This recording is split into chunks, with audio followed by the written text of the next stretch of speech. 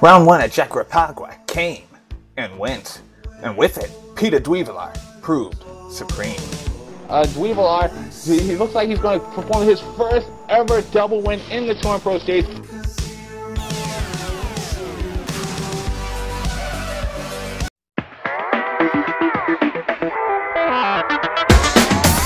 GamePod, the ultimate race rig for those serious about sim racing. Puts you in the driver's seat with all the controls at your fingertips. Be number one on the road, in the race, in the game. GamePod, the choice of champions.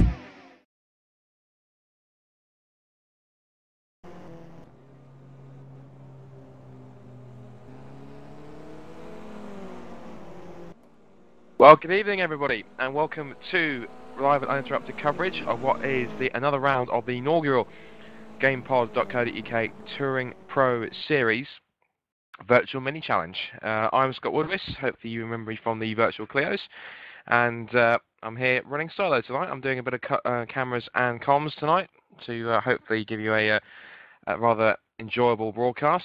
I'm a bit of a novice, as I'm probably sure are all these guys are Virtual Mini, so we can all learn together, and effectively we can see what this racing is going to be like. But if it's anything that apparently like the first three rounds, apparently these cars, I like the Clio's, just less chaotic, and if you've watched the Clio broadcasting, you know exactly how frantic and fraught the racing is over there, so hopefully we'll get exactly the same kind of racing here tonight. So let's show you exactly where we are then for round number 4, and we're here. It's Londrina, this circuit here. It's a fantastic little circuit, and looking at some of the facts about the track, it is a 1.877 mile course. That translates to 3.0220 kilometers, 15 turns, 5 right and 10 left. The circuit was opened in 1992. It hosts motor racing events for the Formula 3, Sudamericana and Formula Renault series. Located in Londrina, it's a city located in the northern region state of Parana, Brazil. And it was named after the British entrepreneurs who launched railroad stations in the region to ease the transportation of coffee grains from northern Parana and the southern Sao Paulo states to the port of Santos. And I blatantly took that from Wikipedia, but it doesn't matter. It still gives you something interesting to talk about. But so, just as much as coffee stimulating, hopefully we'll get some stimulating action out on track. And before we do that, I'm going to go through the championship standings then to show exactly how it is going into Londrina. You'll see them on screen right here. So, moving into round 4 then, we've got Peter Duivelar of Precision Motorsports is on top with 155 points. William Levesque moved up to second with 134. He's 3 points ahead of Robert Weisenmuller in third, who was, of course, second. He's dropped down a place. Then we have Swiderski, McNaughton and Nascimento with 104 points, 98 and 84 respectively. Those three have moved ahead of both Emmanuel Gaxella and Chris Butcher with 82 and 76 respectively. And then rounding out the top 10 in the positions is going to be Gardner, and then we've got Bechtold in 10th place. He's only a point ahead of James Johnson. So hopefully, if James Johnson can get a decent result here tonight, if he's racing tonight, hopefully he can move up through the points. In the team standings, it's THR once again showing their dominance in Touring Pro Series, and it's THR Red at the top with 210 points. Storm Racing are up with 180 points in second place, thanks to both McNaughton and Gaxella. Then we also have Precision with 155 points. Of course, they've only got one car running, and it is Peter Duivelar, so he's the sole Precision driver. And THR Green sit just a point behind him with 154 points. I think they've got quite the capability to move ahead if they have a really good race weekend tonight. And then Brazuca Racing with 150 points, only 3 ahead of SimSpeed with 147, with X-Sim Game, AJR, THR Purple, and Terra Australis rounding out the positions there. So very quickly, what we're going to do is show you the guide here with the spotter's guide, see exactly who you've got on track here. You can see, of course, there's Peter Duivelar, who's running in the bright yellow machine, and you can see there that that's not going to be one to miss at all. And of course, you've got William Levesque there in the grey, red, and black car. Gabriel Bechtold and Emmanuel Gaxella, the Romanian. I'm looking through some very colourful cars in this series, so you definitely got a variety of things to give you some decent eye candy here. And what we're going to do then is we're going to try and find a nice shot here. Oops. And what we're going to do is we're going to show you what's going out on track. So we're going to give you some game sounds as well as we go on. And there we go. There's the track in front of us here. And I think they are just about into the practice session at the moment. You can see the times as we scroll along to see who's on top. And it is currently, as far as we can see, we can now have a look at where he's at the moment. Because it's, oh, that's because I haven't actually got it on the screen. Currently, it's this man, William Levesque, is in the pits at the moment. In second place is here Alexander Larrattson. And he's following his teammate here as they go onto the pit straight. And he's currently sat second, 122.999. That's the closest you want to that one. And he improves, in fact. He goes to 122.965. So he's still about 3/10 behind the current pole sitter, current fastest man in practice, Levesque. The third place is this man, championship leader, Peter Druivelaar. For precision. Can't miss this machine, can you? Bright yellow with precision on the side, car number 3. That one's going to be easy to spot, and I'm pretty sure with the pace he's been showing, he'll be up at the front of the field. So, and I think he'll have both Weisenmuller and Levesque tailing behind him. And that's been really the story of the season so far, is that Druivelaar, as we go on board here with this fantastic in-car dashboard camera, as Druivelaar then goes to 123.031, he's literally 100th of a second behind his best qualifying time, his best time so far. At the moment, behind Dan Allison, you can see that has gone to a personal best second sector, and he is currently on course to improve on his time, possibly even overtake Druivelaar in the standings so far. But still on board with Druivelaar here. Really, the story of the season has been Druivelaar's consistency compared to the slight issues that both Weisenmuller and Levesque have been suffering this season as an inconsistency. But here, I mean, the likes of Weisenmuller has constantly improved over the last year. Not too far off Druivelaar and Levesque in terms of pace. And of course, he scored his maiden TPS win at the second event in Curitiba. Here is Dan Allison. Here you can see as he chucks the car into the first couple of corners and decides to abandon that. We've got Danny van der Ven, or van der Venne, in 5th place going across the line. And he stays 5th, 123.725. And then Lasse Sorensen, who's 6th. Twiderski, who currently sits, I believe, 4th in the standings, if I remember exactly what I was saying. Yep, 4th in the standings. Currently 7th quickest. And then, amazingly, Robert, as I was about to say, Robert Weisenmuller down at the end of the top 10. He just popped up to 8th with a 123.252. So, see that in the THR Green Machine, car number 13. Unlucky for some, but not too unlucky for Weisenmuller. He's currently in the top 3 and trying to get himself into contention for the championship. So, whilst we're looking through practice and waiting for that to finish up, we can give you some news around what's been going on in the Touring Pro Series. Of course, the last event you saw for Touring Pro Series was, of course, the Virtual Clios. It's covered by myself and Liam Jenkins back in Wednesday earlier on this week. We had victories for Toby Davis and Ryan Callan. Drama in the first race, and Ryan Callan was literally half a lap away from taking victory when he ran out of fuel on the final lap. And that then gave Davis the first race victory, but thankfully Callan redeemed himself and did actually put enough fuel into the car. Apparently, from what I remember, he said that his car was almost again running out of fuel, but thankfully he put the extra fuel in to make sure he did actually get it over the line before it spluttered to a halt. Took a second win. Of course, Callan coming back from that race after he had extradiced himself, shall we say, from the series due to the poor driving standards back at Thruxton. And after the divisions were introduced to Poznan and the driving standards improved, he changed his mind and decided to give it another go. As I think we are now, if I look at my screen here, we are now going on to qualifying right now. So the format for this one is it's going to be a straight out 10-minute session. And that's basically, it's unlike the Clios where it's a single one-shot qualifying, it's 10 minutes open session, so you can do as many laps as you want. And obviously, as at the end of the qualifying session, fastest time will get you pole position. So serious contenders here for who could be decent ones. The one driver I think who could possibly be in with a shot as a dark horse is 6th in the championship, Neto Nascimento. Now this guy has got great raw pace, but he's got not so great consistency from what we've learned. So in that respect, it seems as though that he's got the pace to be pretty quick over one lap, but in order to be quick over a number of laps and setting the same ones, setting the same similar lap times over and over again, not really the one to bet on. But I think, but literally for a single flying lap, he could be possibly one to get in there for pole position. As we've got a couple of cars making their way out onto pit road right now. I'll show you a shot here of some of the cars heading out onto the track, and we'll find you a couple of cameras here where we can show you the track. Just showing some of the atmospheric shots here of the track. Of course, it's not a very big track, it's less than 2 miles, so it's one that actually in some cases does suit the Minis quite a bit because it's a nice little short circuit. Really twist. It's very high speed. As you see, car number 40 there heading through that corner at terrific speed. And that was, trying to find, I think it may have been, no, it wasn't Sean Williams, it was someone. And of course it was someone. That to me, if I can find who that possibly was, it was Danny van der Venne that was the one that was doing that one.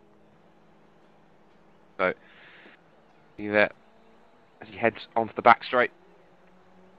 And what's key about these Minis is that because of their low power, the drafting effect is much more prominent. So this straight right here is going to be key for qualifying. It's a key during the race because that's going to be leading on to a prime overtaking opportunity into these very too fast, high-speed left-handers. And could be seeing some banzai overtaking movers into these corners, and that could possibly result in something not too pretty happening to one or more drivers, especially in the first couple of laps. There's going to be a lot of drafting, a lot of 2, maybe even 3, maybe 4 wide with these Minis because they're pretty short, but they've got some poke to them. And, you know, they are pretty much what we understand as standard Mini Cooper S cars, just with the challenge package fitted onto them, the aerodynamic package and stick tyres. And of course these cars are fitted with ABS as well, so they can basically stamp on the gas pedal as hard as you want, and the tyres won't lock up. As Van der Venne, pretty quick in practice, he's going to head now onto his lap, and we'll go back on board now with Van der Venne. And this section right here, as they go down towards this very downhill chicane here, this second part where the track just kind of falls away right there on the curb, that's going to be pretty key because, of course, all the weight's on the front of the car, so the rear wheels are going to be very light, and you could be seeing the cars understeering and getting some rather nasty moments here. And there's a couple more guys joining in here. And he just throws the car in here. And of course, because there's no weight on the rear wheels, you do a lot of lift-off oversteer with these cars, so in some cases you have to kind of just do your braking all at once, and then just about feather the throttle a little bit just to keep the rear end in check to make sure it doesn't slide, and other things that will help, such as increasing the camber on the rear cars. If you look at a good example is the BTCC machines, if you see those, the front-wheel drive cars, they do carry more camber on the rear than they do on the front, just to keep that rear end stable. Obviously they counteract that with changing things such as the suspension settings on the springs and the dampers and such. Because Van der Venne, first one set of time, 1:23.468. That's not going to be pole position unless he finds something drastically better. Look on my screen to see if we've got anyone out on a time at the moment, see if anyone's setting any kind of lap time. Levesque does go top, 1:23.140. And I do believe Robert Weisenmuller is out on a lap. We'll see if we can quickly catch him. Here he is. So Weisenmuller then. Ethan Bass goes third, 1:24.3. Weisenmuller heads across the line and he goes top, 1:23.068. Quicker by 7/100ths of a second, so he currently has the original pole with 6 3/4 minutes left of the session to go. We'll try and find some more drivers who are out on a lap, some top drivers. Let's see who we can find here. We've got Adrian McNaughton's heading round the final couple of corners, so we'll have a look at him. Here he comes out the final corner then. So Adrian McNaughton for the Storm Racing team, sponsored by the Ultranet Networks. He goes third, 1:23.431, so decent enough time from him. Still got luck to Eric Tveit. He's a very prominent racer. Eric Tveit's going to come through the final couple of corners now, and we'll see if we can catch him as he goes across the line.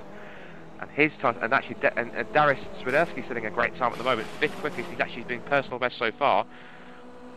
He's going pretty rapid as Tveit goes there, but it's Swiderski at the moment who is the top man right now, so we're going to quickly go on board with him. And down on the back straight then. See exactly where he lies. William Levesque is currently set a personal best, but in the first sector it looks like, or in his time so far. And Reese Gardner has gone to 6th.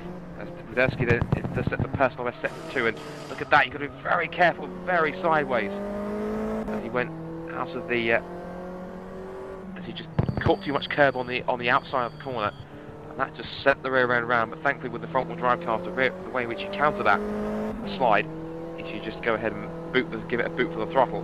Now in sector 1, William Levesque has set a session as fast as first sector of anyone. You can see that on the screen. So he's now currently on a hot lap at the moment. We'll watch Swiderski across the line then. We're waiting for also Robert Weisenmuller going even quicker as Swiderski goes 6th. And And Dweevar's out there on track as well, but we're going to watch Robert Weisenmuller as well. Weisenmuller, car 13, goes around his teammates. Car number 37. And that is Vinicius Ferreira, Brazilian. And Weisenmuller into the second sector. He's still up again by, lost a couple of hundreds, but he's still up there at 10th, and that's ruined the lap completely. Just skated off, and that's done him no favours at all. Now then, what about Peter Dweevar? Whereabouts has he put himself? Dweevar only goes 9th on his initial lap, but I have a feeling he's not done just yet, so we'll keep with him now. Championship leader. A lot of smoke going into the first couple of corners there. Someone's locked up, obviously. Dweevar throwing the Mini about like it's nothing else.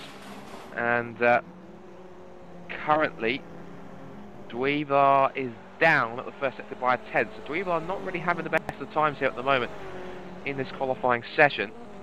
And Lauritsen and Sorensen are currently on decent times at the moment. And at the moment, Lauritsen is on a great time so far. So we're going to quickly skip ahead to him. He's up by, look at that, a 10th and a half. But he's tailing his teammate here at the moment. That looks like, I think it's Lasse Sorensen. Sorensen, sorry to put the tabs on there. And that is Lasse Sorensen, yep. Won't do that again. Just to quickly double check that it was him. So Lauritsen then is actually tailing his teammate here, trying to get a toe. Going to lose some aerodynamic grip to the final corner. But this is great team strategy here as they come onto the pit straight. So Lauritsen then, with fastest first and second sector so far, across the line he goes. And it's only second, 122.933, so he's still behind Levesque, as McNaughton's now going pretty quick now. We're going to look at him. First sector, he's up by 600th of a second. You scroll through the times here so you can see exactly some of the other standings here. See, Dweevar's now down to 9th place that you can see. Buderski's only 11th, of course he's 4th in the championship. And we've only got 22 cars here. Sean Williams has been disqualified for whatever reason, I'm not quite sure. But Norton is currently on a decent lap. Now, has he lost any time in the second sector to come to the end of it? Answer is, yes he has. He's down by about a quarter of a second, so not so good so far. But Lasse Sorensen and Dan Allenson are on hot laps at the moment. You can see Lasse Sorensen is still off it, and Levesque's going even quicker as well. So we're going to try and keep tabs on all of those so far as they head down into, and also Weisenmuller's going quicker. So with about a quarter of the session left to go, Sorensen's lost more time. We're going to quickly skip up to Levesque now as he heads onto the back straight. Weisenmuller, of course, I think will be just ahead of him too. Number 44 there on your screen. That's Wim Levesque. Second in the championship after the last round. And of course, Levesque's had a pretty enhanced presence. And look at that, he's getting even more sideways. I thought this was a mini challenge, not the D1 Drift at Grand Prix series. Jesus, goodness me. These things really do love to oversteer when they lift off. As Levesque then, now they've lost him, certainly lost him a lot more time. He's not going to have too much more time to do it, but it seems to be the first sectors where everyone's going quicker. Allenson up, as well as McNaughton. So we'll watch Levesque across the line. And across the line he goes. And again, also, we've got Lauritsen and Sorensen all going quicker in the first sector. So Levesque's first sector wasn't fantastic, and Levesque stays top. 123.186 is the time he set there. About 4/10 off what his personal best. Here comes Lauritsen then. Again, tailing teammate, tailing Lasse Sorensen. And these two have set quickest first sector, so these two are just tailing each other at the moment in qualifying, trying to get a tow. Remember we talked about the tow when these cars are a bit more prominent because they're down on power, and it's crucial it's going to have to break the tow, so you're probably going to see a lot of cars weaving about. Now then, Weisenmuller's still up in the first sector. Ethan Bass is up 2 from 14 as they fling the cars in. And I think that Lauritsen almost trying to shove his teammate out of the way there. How close do you want to get? And we're now on board here. Apologies for the lack of shadows and lack of windows here. That's fortunate. That's just how how the system reads the onboard camera here. So apologies for that. We're going to go onto the pit straight here. And what's Lauritsen's time going to be? He goes to second. We stay second. 122.933. Now then, Dweevar's going quicker. Dweevar is doing a pretty decent time at the moment. Now, has he made up any time in the second sector? No, he's lost more time. He's down by a quarter of a second, and Swiderski, well, the moment Dweevar and Swiderski, they're set green times. They're currently setting personal best second sectors. Sorensen again sets a personal best first sector. So whatever Levesque did in the second sector, whether he got a tow from someone or just he's put less wing, less aero on that his Mini, which is allowing us to get a greater straight line speed. But here comes championship leader Peter Dweevar then, off the pit straight. And where will this time put him? Will it move him up from 9th place on the grid? The answer to that question is he goes across the line. No, Dweevar will start the first race in 9th place unless anyone behind him can get in front of him. And indeed they can, because Swiderski moves to 8th. Dweevar down to 10th. So Dweevar really not having a good time of it. We've seen McNaughton and Weissenmuller going quicker too. Here's Weissenmuller. Now then, Weissenmuller again. Fastest first sector out of anyone. Once again, Roberts now currently 4th. And I think this looks to be he's managed to get one more lap in, I think, but we'll have to wait and see. In fact, either that he's touring back around to the pits. Weissenmuller then still pushing, and he's still down by 0.3 of a second, so I think he's probably going to abandon this lap. So that then pretty much has the grid then. I can't really see anyone else that's going to be on a lap. You've got Ieva Bass and Chris Sykes there in 17th and 20th respectively, who are setting fast times at the moment, fast personal best times at the moment. But a smaller field than usual, 21 car field. So that is the end of qualifying.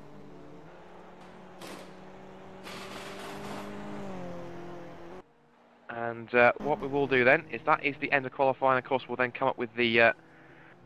We're going to warm up. We'll bring you the standings. What we are going to do is that is the end of qualifying. And before we move into warm up, what we are going to do is just give you a quick run of our sponsor GamePod. We're going to give them a quick mention as it goes to warm up.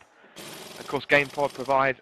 They're a leading provider of sim racing rigs and sim racing equipment. Of course, you can visit them at gamepod.co.uk, and of course, you can visit them on the Facebook page, facebook.co.uk. Just search in the search box for GamePod, and you can find them on there and keep up to date. I do believe they have a current promotion at the moment, which is that they currently have just released their brand new GamePod RS Viper seat, GT2 RS Viper. As I said, you can pre-order it from, if you go onto the GamePod Facebook page, you can go onto a link to give you a special pre-order launch price of £899. So, yeah, cheaper than your average rig. But, no, I mean that in a very positive way, because of course GamePod do make some very quality stuff. As Jesper Talborg, our virtual V8 Supercar champion, will be very much aware, because of course he took delivery of his personalised rig. And you can find a picture on our Touring Pro Series Facebook page.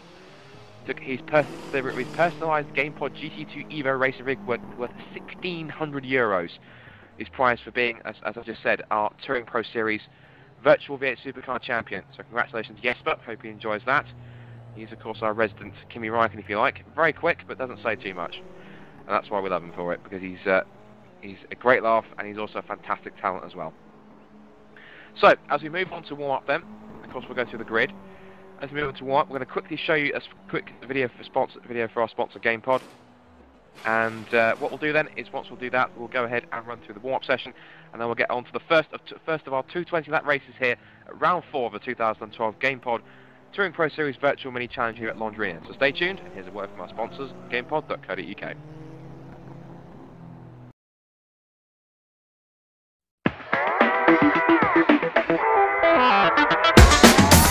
GamePod, the ultimate race rig for those serious about sim racing.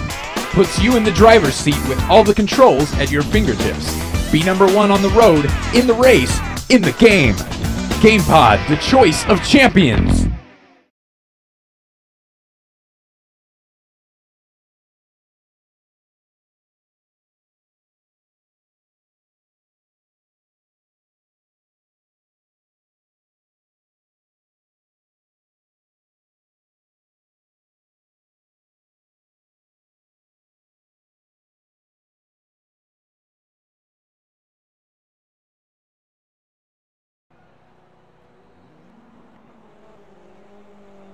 Okay, so welcome back then to round number 4 of the 2012 GamePod Touring Pro Series Virtual Mini Challenge here at the Londrina circuit.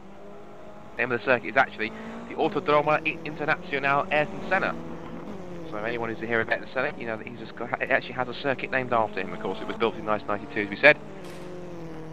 And I'm going to quickly just go back to the in-game now and show you what's going on.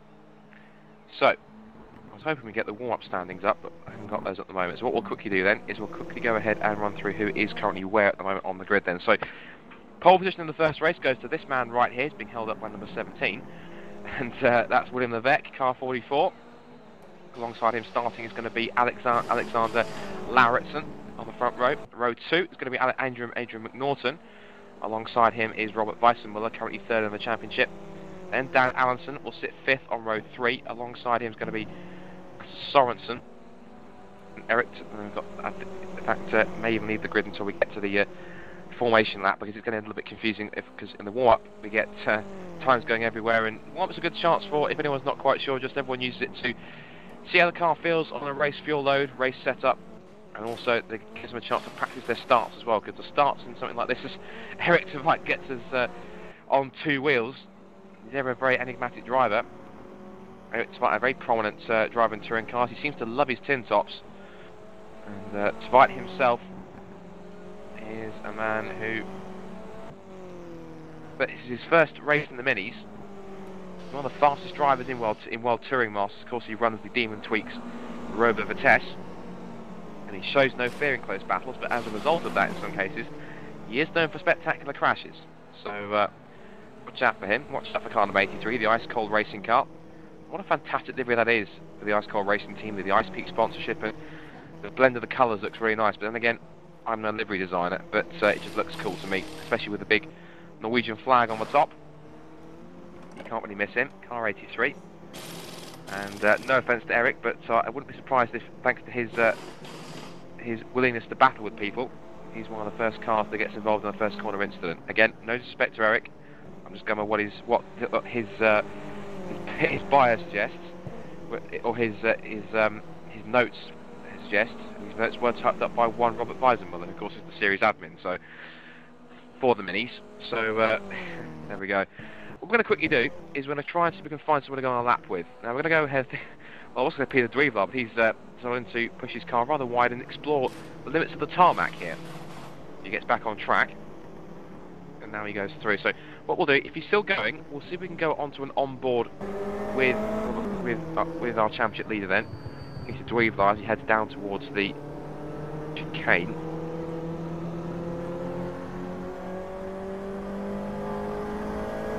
And as they head down on the pit straight, this is down towards turn 1. I've got some corner names in front of me here, so I can tell you what they are, where they're coming up to. This first kind of, I wouldn't really call it a corner, because it's like well, I was going to say we're going to ride with Dweevler, but he's now decided to come into the pits, so we're going to try and find someone else. Here we go, we'll go with Jonathan Asselin. If he stays on for a lap. In fact, no, we've run out of warm-up space, so he's not going to go for another lap, so have to wait for the lap until we get to warm-up. We'll go through a lap properly when we go to warm-up. So we're going to quickly switch, so make sure we get it right, to our pole sitter, which is William Levesque, if we can bring him up on screen. There he is. And we are now heading on to the race. So this is now the chance that we're going to get to see these guys in action.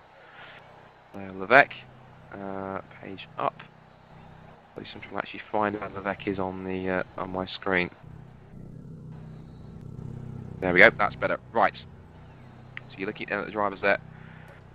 And we're going to get started in just a second as we move on to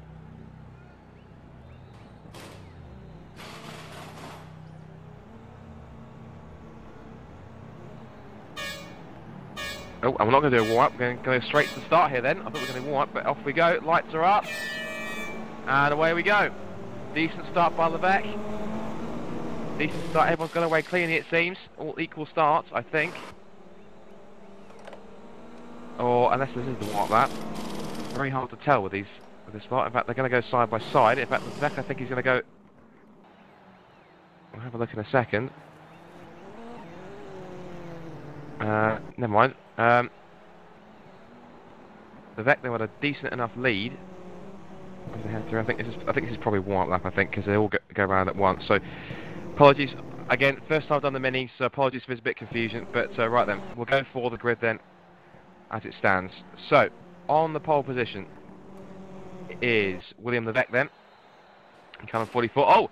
And Robert Weissenmuller, you can see him on the screen. Robert Weissenmuller, now has he... I can see him as DNF. Now, what's happened there? Robert Weissenmuller, third ever championship, is not on the grid. Now then, that is big news, because if that's the case, if he's disconnected, that means he will not start this race. That's valuable points he'll lose. Anyway, let's quickly do the grid as it stands. So Levesque is on pole with Lauritsen second. McNaughton and Sorensen on row 2. Row 3 is Allenson and Tveit. Then Van der Venne and Swiderski on row 4. Peter Dweebelaar and Robert Isles on row 5. Sovic and Ethan Bass are going to be on row number 6. I think we're going to start again, I think, because we're going to try and get Robert Weissmuller back into the server. Because, of course, he's one of our championship protagonists, and without him, that's going to be pretty serious. He made a mistake in the settings, which is... thank you for that, Bradley Vanium. And also we'll show Scott... And also we want to show Scott Sovic's livery at some point. He's requesting too, which we'll do that for him, so not a problem. So, of course, as Robert is, of course, the series admin, it's possible for him to go ahead and sort out the thing. Right then, so what we're going to do here, now this should be the warm-up lap.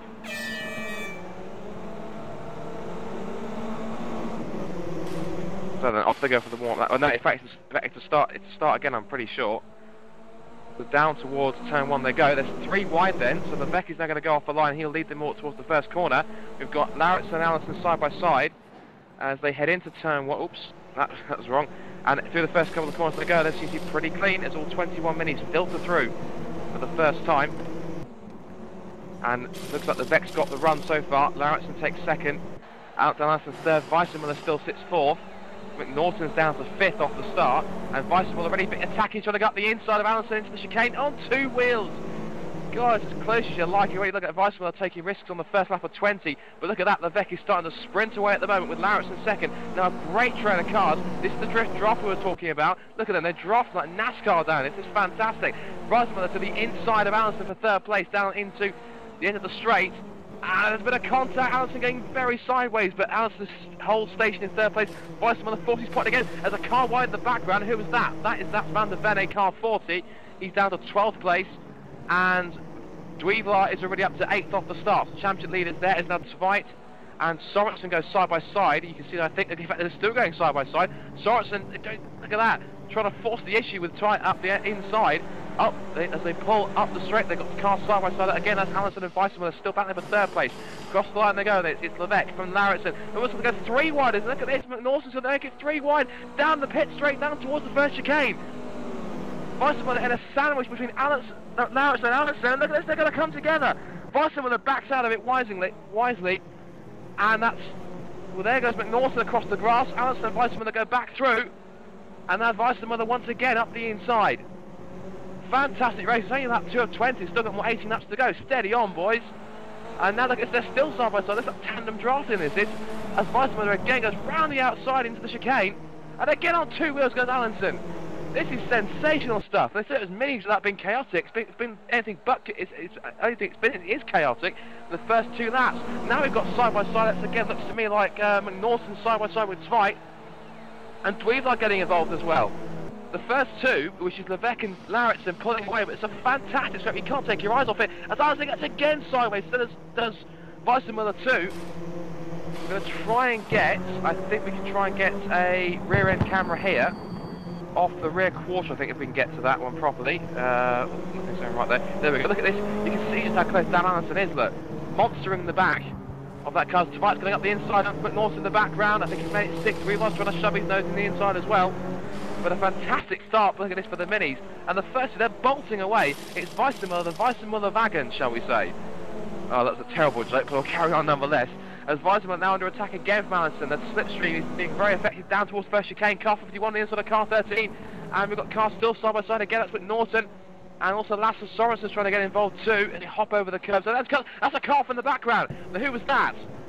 That was a car from the background. And that is Ethan Bass. Car 52 is off the road.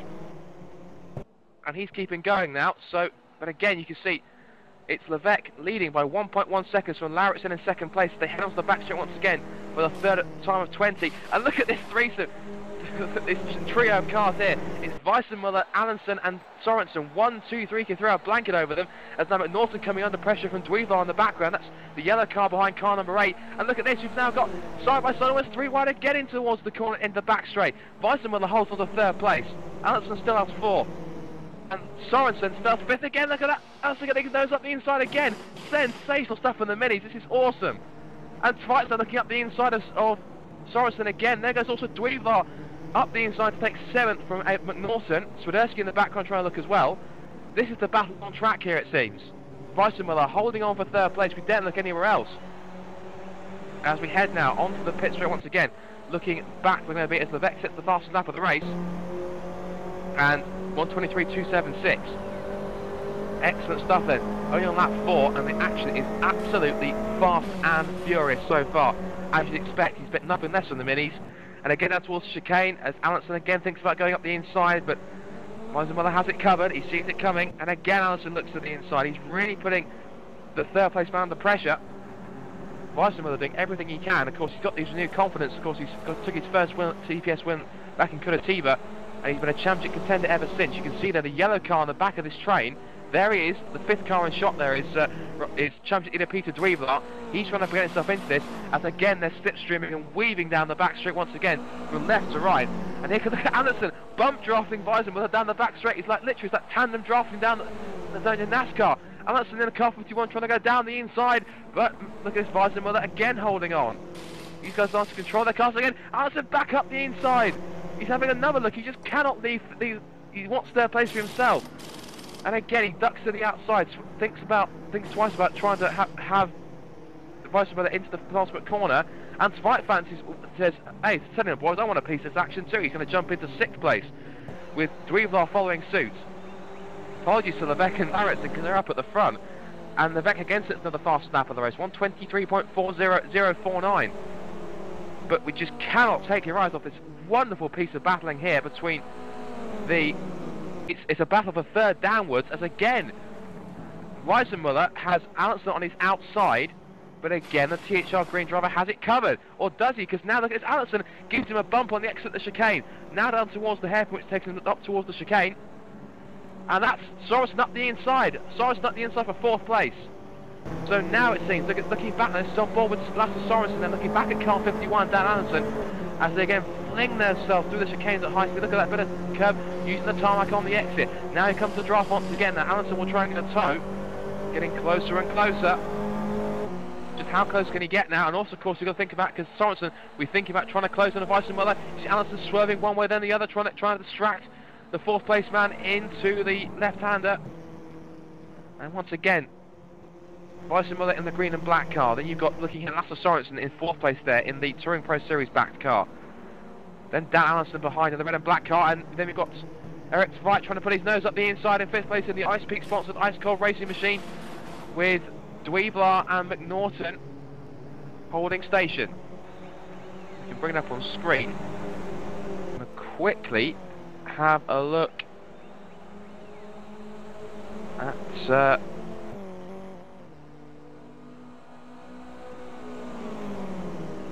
have a look at the up and down movement on these drivers. So let's have a look and see exactly the places that they've moved up so far.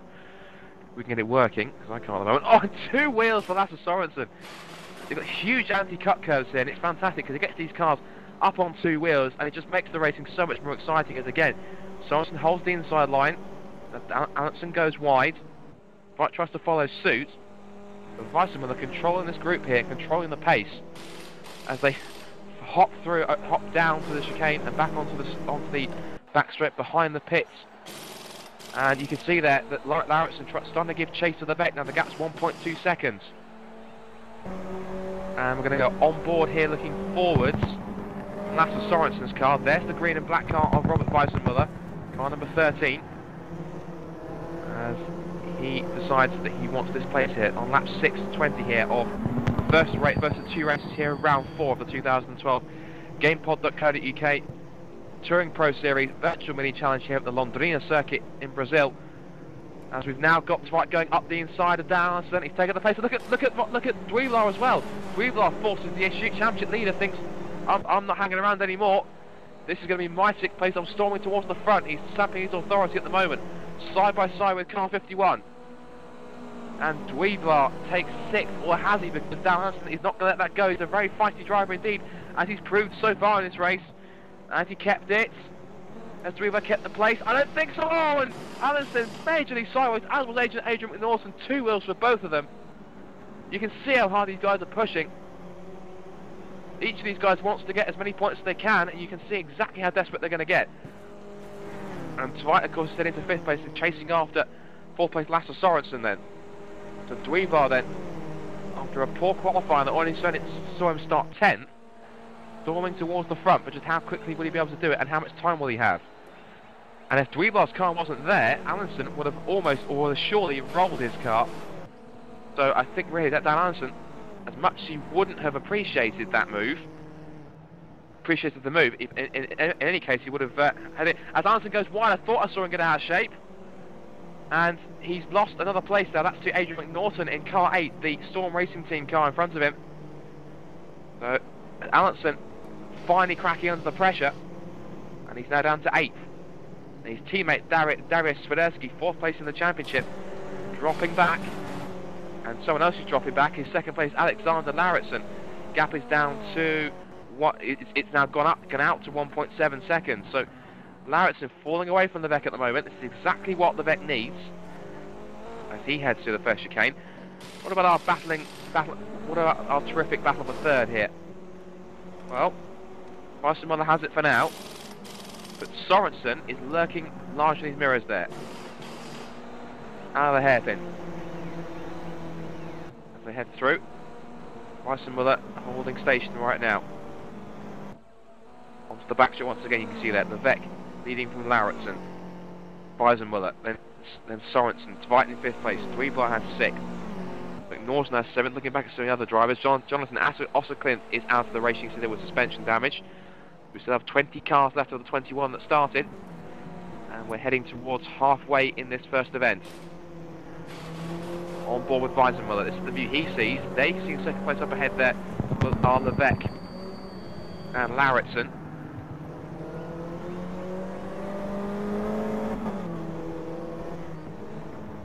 Heads back onto the pit straight.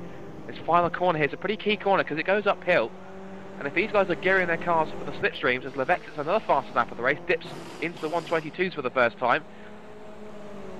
So he's turned up the whip, so to speak, and he's decided to bolt away, and the gap's gone out now to 2.3 seconds. So Lauritsen doesn't have a response at the moment. It's all Levesque so far at the front. At the moment, Weissmuller is just about keeping. There's rather a hungry pack of drivers behind him for the moment. Sorensen goes a little bit too deep into that hairpin, we saw that, but he's managed to keep the car nice and steady. Tveit still holding 5th, McNaughton 6th, no, Dweevar 6th, excuse me. Norton 7th. Allinson down to 8th after his mistake.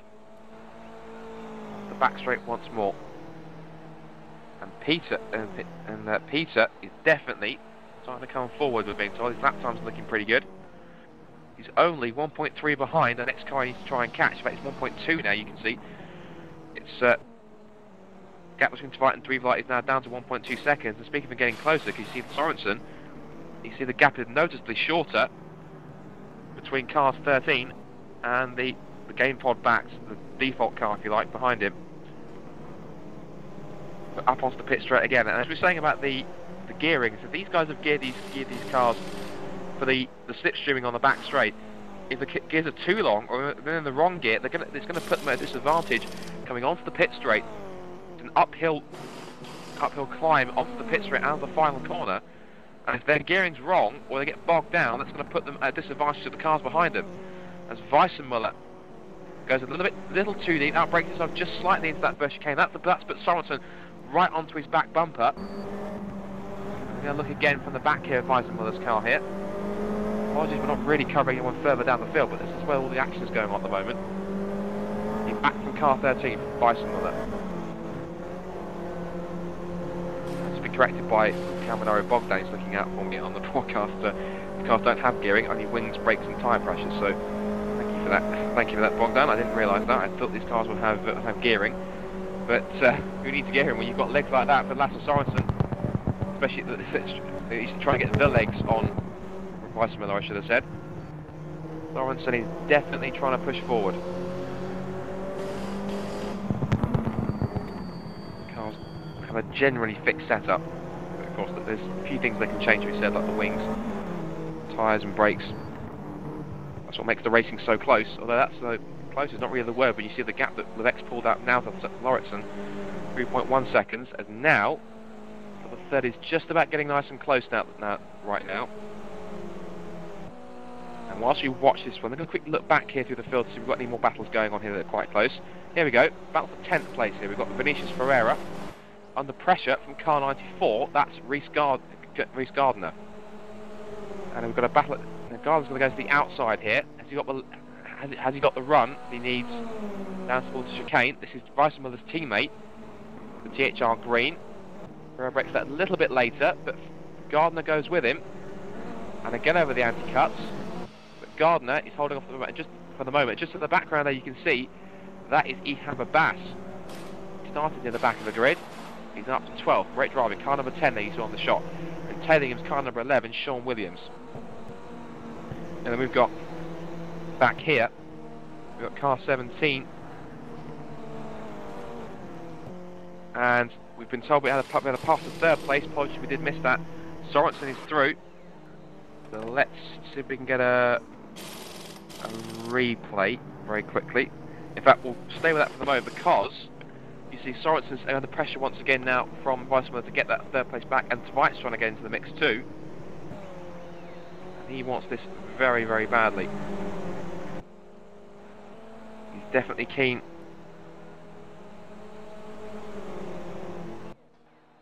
Down the front strip, which once again, lap 12 of 20. Sorensen under pressure. Weissmuller looks to the outside into the chicane. And he's going to try and go around the outside again. If he pulls this off, it'll be a fantastic move. And he has done it. That's a stunning pass. And not only has that get lost third, that's going to open it up for Tvite to go down the inside for fourth place. Gets his nose up there.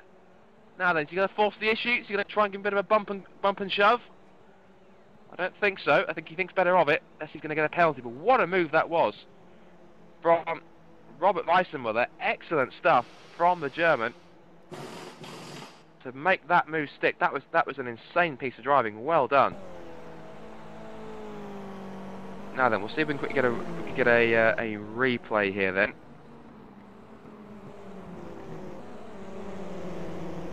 I'm going to quickly just go back here and rewind back to the move here. Now watch this, look. Watch this. Weissmuller, just no nonsense, round the outside. Sorensen got himself on two wheels, and then Tvite thought he'd fancy himself up the inside here. This is a replay, of course, of the move we've just seen. And he a little bit of a nudge on the left rear tyre, but Tvite decided to back out of it and carry on. But now look, on screen, Sorensen's got back through, which we've missed looking at the replay, and not only that, look at this. Look who's now coming alongside. Peter Dweeval looked up the inside now. Four-way scrap for third.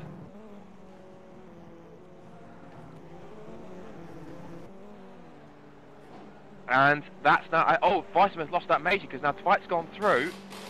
And also, Dweeval's got through too. I slightly missed that. Let's look at a replay of that now then. So if we now go on board, we can watch back here. Look. Now, oh, Sorensen got a bit of a tap. Weissmuller got very loose, very sideways. And just had to give it a boot full of throttle just to keep that car in check. And that's what lost him the place. And we're going to very quickly just see if we can look at that from perspective of Robert Weissmuller here then. So we're going to look on the in-car camera here. See here down towards the chicane. Look at that, he lost it majorly. Had to just so sideways. There goes Tvite over the grass, and then there goes Dweeval through into the lead. And now, looking forwards again, Tvite now is thinking about taking third place, as is Dweeval. You look back now from Sorensen's car in third place.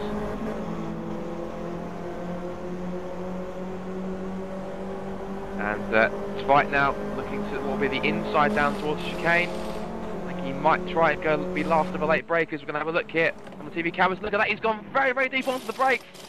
And Tvite will be able to get it stopped in time. Yes, he will.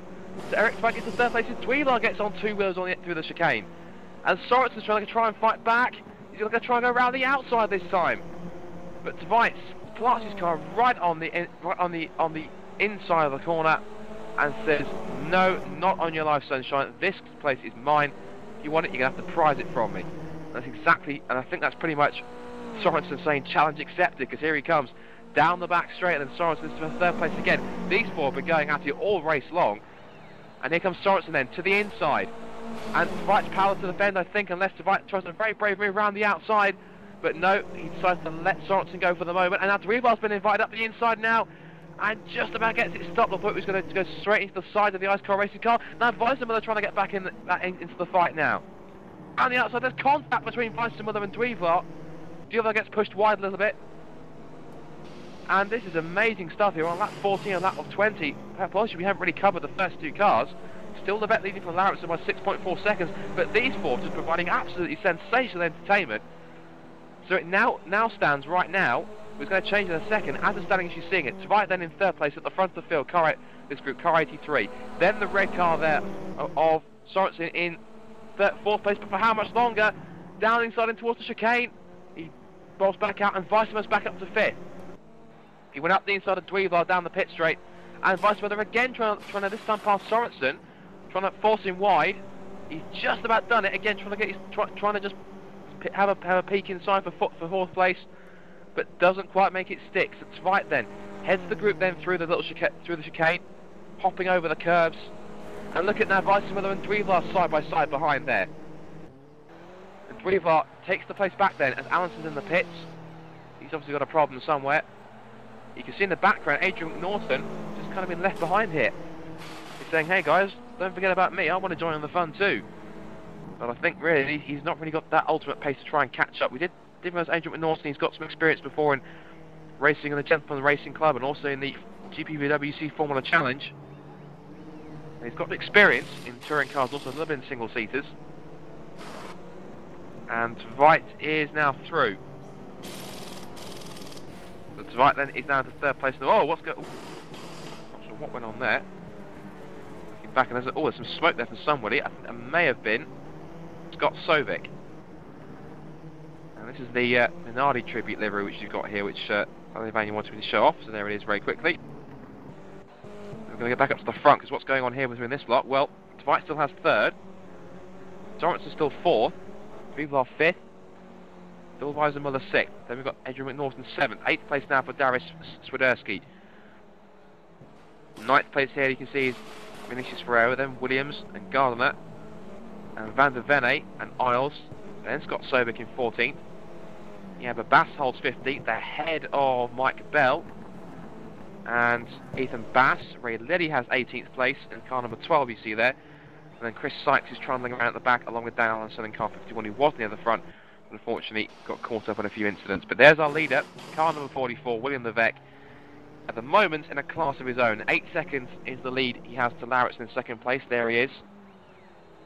And then what's our fabulous foursome doing behind? Well, this is what they're doing right now because Tvite's coming. I think he may have been given a bit of a shove when Sorensen he goes up the inside, and that's third place again for Sorensen. Tvite says, "I'm not having any of that," and he almost, I think, tagged the rear end of Sorensen's car. But I think possibly Sorensen may have just given Tvite a nudge, and I think that may have rattled the Norwegian because now he's looking pretty aggressive. Got to watch out for Dweevar and of course Weissmuller behind. And of course whilst these two scrap points with each other, of course they realise that Levesque is now is obviously pulling away and looking to get maximum points. He's going to take a maximum of 31 points from this round as Tvite's weaving this way and that, saying get out of the way, wait Lasso, I want that third place from you. And now Dweevar wants that fourth place. You see him trying to get out the outside of the Ice Cold Racing machine, but it didn't work. The four together then, Sorensen, Tvite, Dweevar and Weissmuller. There's Lauritsen, he's now starting to fall back to these four. I don't think by enough for them to catch him. Unless Lauritsen has a major incident or major mistake somewhere in these last 3 and a bit laps. Now Tvite's going to try to go again down the inside. But Tvite wasn't quite far enough alongside, didn't get enough of a toe. But now look at this, these three are starting to leave Weissmuller just behind a little bit. You can see he's just starting to drop back. And now, Tvite again trying to have a look for third place once more, but Sorensen closes the door. And again, so the last corner gives him a little bit of a tap, I think. Let him know he's still there. I think he was looking at his mirror. I think he obviously knows he's still there. But of course, it's Dweevar you've got to worry about too as well. He's obviously champion leader. And he needs as many points as he can get to prevent Levesque from cutting his lead. The lead coming into this race, of course, was pretty much 21 points. As they hop over the curves again, this is the aerial shot you see here. Brilliant shot, you can see the 3 cars just exactly how close they are as they all bunch up again through the hairpin. Weisenmuller just watching and waiting. On to lap 18. That's 2.5 laps to go here. Downhill through the chicane. Twite a little bit out of shape, uses the most and onto the grass as well. And that's going to give Dweebler the run that he needs, I think, to try and get 4th place. We'll find out for a second here as they come down towards the left-hand end of the straight, very fast downhill corner. And they go through pretty much together. Down on the brakes. Cars almost 3 with him, like a tripod down in this section here. Back onto flatter ground and Twite's up the inside for 3rd place once again. Another change of positions into this corner. And he's got 3rd. And look at Dweebler. Dweebler thinks, I'm going to take both of you there around the outside. And he takes... He's not sure he's not going to do this around the outside. He's going to take at least, I think, Sorensen. He's taking Sorensen. I think he is going to do it. Peter Dweebler with a fantastic run off the final couple of corners. They're going to go 3 wide down towards the chicane on the penultimate lap. Dweebler has the inside line. Weisenmuller sitting back and watching this thinking, I'm not getting involved. I'll let you three scuff amongst yourselves. Down towards the chicane. Who's going to get it? Dwight breaks latest. Dweebler's up the inside. He's up to 4th place now. And over the curves, Weisenmuller closes up now. This is sensational stuff. Looking back from Sorensen now. No, from Dwight now. Weisenmuller trying to go round the outside. Sorensen gives him no room, shoves him wide. And he's up to 3rd now anyway, goes clean round the outside. He goes, you're not going to give me the inside line, I'll go straight round the outside. Whichever way you want to do it, buddy, I'll just do it, I'll drive straight past you. There is Lauritsen in 2nd place. Gap between Levesque and Lauritsen is 10.4 seconds, but this is the battle we've been watching all race long. We can hardly take our eyes off it. It's really coming alive here with a lap and a half to go. It's Twite from Dweebler. Twite then car 83 in the Ice Peak sponsored car. Dweebler in the yellow car, the championship leader, car number 3. Then it's Weisenmuller in the green and black machine there in 5th place. And then just behind Lasse Sorensen. And this is going to be electric coming off the final lap because William Levesque, you can see it, is coming across the line. He's now going to start his final lap here in this first race at Londrina with a huge gap of 10.6 seconds. There's Lauritsen, and here comes the fabulous 4. It's Twite, Dweebler, Weisenmuller and Sorensen. They're together. And there's McNaughton in the background in the Storm Racing machine. So who's going to switch where now? It's now going to be, look at this, Dweebler in the slipstream of Twite, and we've got Sorensen in the slipstream of Weisenmuller. Into the chicane for the last time. Dweebler closes. Twite's got the line covered, but for how much longer? Dweebler's going to go down the outside. And will he make this stick? He's going to outbrake a little bit later. Has he got enough traction to go around the outside? No, he doesn't. He's done the dummy though. He's done the switchback. Is he going to get the line? No, he's not. Through the chicane for the final time. Onto the back straight. This is going to be the key last chance to slipstream here. Great run from Sorensen on the back of Weisenmuller. Here comes now Dweebler on the outside of Twite for 3rd place. Who's going to get the final podium spot? It's between these 4. Dweebler to the outside now. Has he got it? No, he hasn't. Twite still has stuff if he goes to the inside this time. We're going to have to cut away to our leader who's almost going to get this. We can hardly cut away from this. But quickly, we're going to have to very quickly. Here comes then, within the vet then, literally unchallenged, a complete lights the flag victory for Levesque. Takes the victory in race 1, and it's going to be Lauritsen in 2nd place. Who's going to be at 3rd? Twite's got it for the moment, but who's going to get it? It's going to be sorted out. Weisenmuller up the inside of Sorensen for 5th place. They're going towards the line. I think he's just about going to get it. So 3rd place, I think she's about to go to divide. Dweebler's going to get 4th. Who's going to be 5th? Cross the line. It's Sorensen gets it from Weisenmuller. It's Twite 3rd, Dweebler 4th, Sorensen 5th, and McNaughton 6th. We've lost someone. Who? Now that was I think we've lost Weisenmuller, I think. Now it's probably because Weisenmuller was showing as not finishing, but he was actually 6th. So Twite's extremely happy about that. He's extremely ecstatic about that 3rd place. Well done. And look at the rest of the field coming through then. A few more cars coming through the finish. Wow, what an exciting finish that was. Cross the line they go.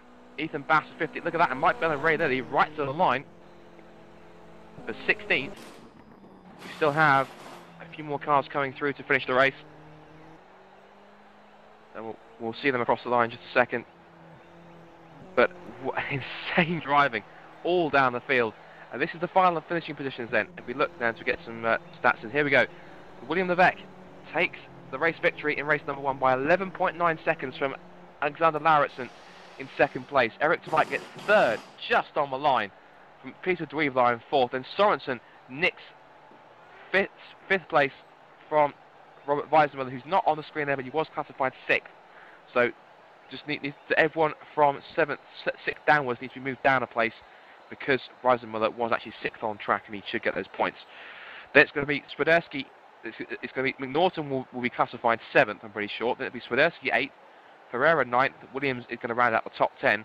Then Gardner, Van der Venne, Isles, Scott Sobikin for Optimum Motorsport, the top car for them. Ihaba Bass, Ethan Bass, Mike Bell, Ray Lilly, Chris Sykes and Dan Allenson. With Jonathan Osserklint did not finish the race. That was apparently due to he got hit by Williams at turn 5 on lap 3, sped off into the barriers, slightly slower than normal, so he has to let his teammates slip ahead. But there we go. What a fantastic first race that is to begin the evening's racing here. We've still got one more of these races to go. So that's the first race done. We're going to quickly take a quick commercial break to give you a plug for our sponsors, GamePod.co.uk. Thank you once again for their continued support. They are one of the leading suppliers of sim racing equipment and sim racing rigs. Here's a quick advert. We'll be back in just 2 seconds with more action here from race 2, round 4 of the 2012 GamePod.co.uk Touring Pro Series Virtual Mini Challenge at Londrina. Stay tuned, back in 2 seconds.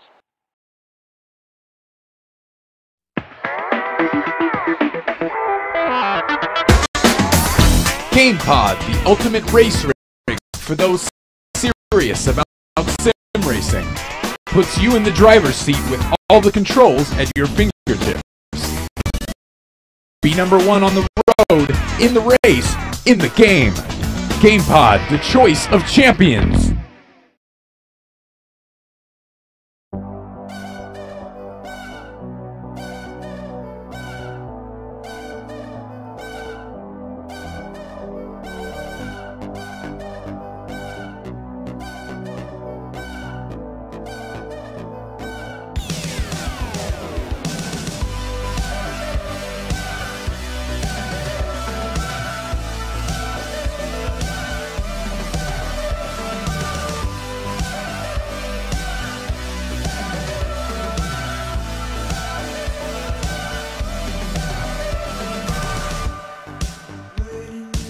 Round 1 at Jacarapagua came and went, and with it, Peter Dweevelaar proved supreme.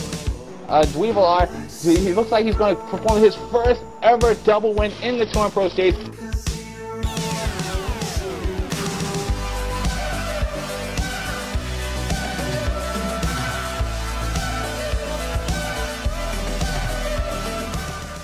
But new players on the TPS scene have emerged.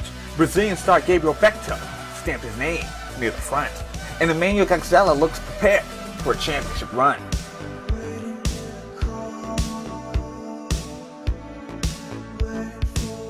Robert Weisenmuller has entered the title hunt early, and William Levesque had to correct his mistakes from round 1.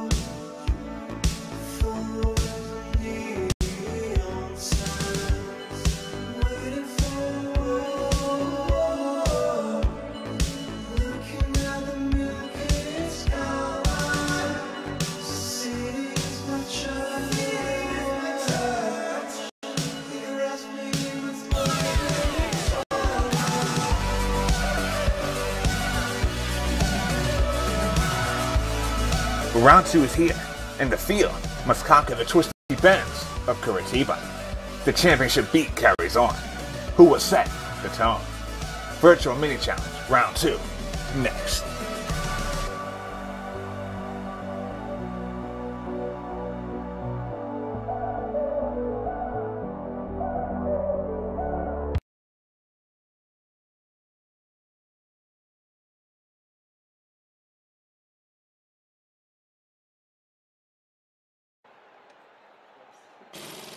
Alrighty, welcome back to what is round 4 of the 2012 GamePod.co.uk Touring Pro Series Virtual Mini Challenge. Just got this on here for a second whilst we get everything sorted. I'm back ready for we're going to be qualifying for race 2, which is just about to start.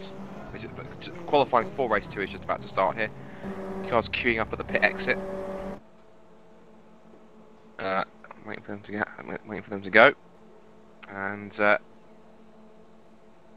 one fine, just about to get going in a second. So just quickly got this covering on here. And one question: have you got your breath back? Did you enjoy that? Hopefully you did, because wow, what a fantastic way to start off the first of the two races. And excellent stuff to see William Levesque just romp away from the front of the field. Lauritzen tried to give chase, but ended up 11 seconds behind. But what a scrap for third place that was mainly between Tveit, and it was Sorensen, also Peter Dweevelaar and Robert Weissmuller. Probably I'd probably put as a candidate one of the best scraps of the year. That was an absolutely fantastic, not only for the virtual minis, but for across all Touring Pro Series championships, because that was just a fantastic fight between all four of them. And a couple of other protagonists that got themselves involved too. Unfortunately, they dropped back. But we're going to quickly have a look and go back to what's going on screen. Over here, with the transmissions, we should be seeing here Peter Dweevelaar, who's out on the first man out to go for a qualifying time. And whilst he's going, what we'll do then is the track guide we were going to do. We're going to do it now. So we're going to go ahead and go on board here with championship leader Peter Dweevelaar. Out of the final corner. And onto the pit straight. Right then, so we're going to go for a lap with Peter Dweevelaar then. So onto the pit straight they go. And he's building up the revs, building up the speed nicely as he heads on towards the first corner. Now, this first section is called the Estadio section. See here, he's just on the approach. It's a curving, you have to be breaking a straight line, hop over the anti-cuts here, as he's doing right now, and then he gets towards the Caia d'Aqua, which is an uphill left-hand of the hairpin you see here, tucks to the inside, and lets the car run wide on the exit as you need to. Now towards the Esse, which is the, of course, the downhill S's here, then chicane. That huge drop on that second curve using the tarmac on the exit, and now onto the back straight. We've seen so many slipstreaming over so many drafting opportunities and slipstreams and overtaking opportunities being created here and taken advantage of. And then head down towards the Retta Opposta Straight into Corval, which is a very long double left-hander almost.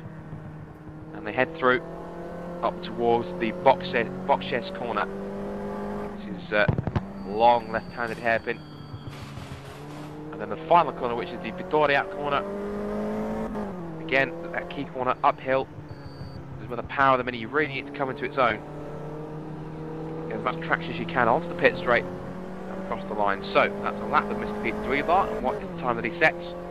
Initial qualifying effort is 1:23.346. So he's not quicker. He's actually slower again than William Levesque. Because William Levesque is the only man in the 1:22s. So we're going to watch for a couple of those, and then Levesque is now quicker already, as is Lasse Sorensen and Weissmuller, two of the protagonists in that epic 4-car scrap that we had. As Levesque then looking to make it 2 poles out of 2, get himself another bonus point for pole position. One thing I may not have mentioned in the first qualifying session is that these guys do. There is a pole point up for grabs for pole position. The maximum points that the drivers can take away from the weekend is 62 points for 2 victories and 2 pole positions. And Levesque is again going even quicker. Look at this. He's up now by almost 3/10 of a second.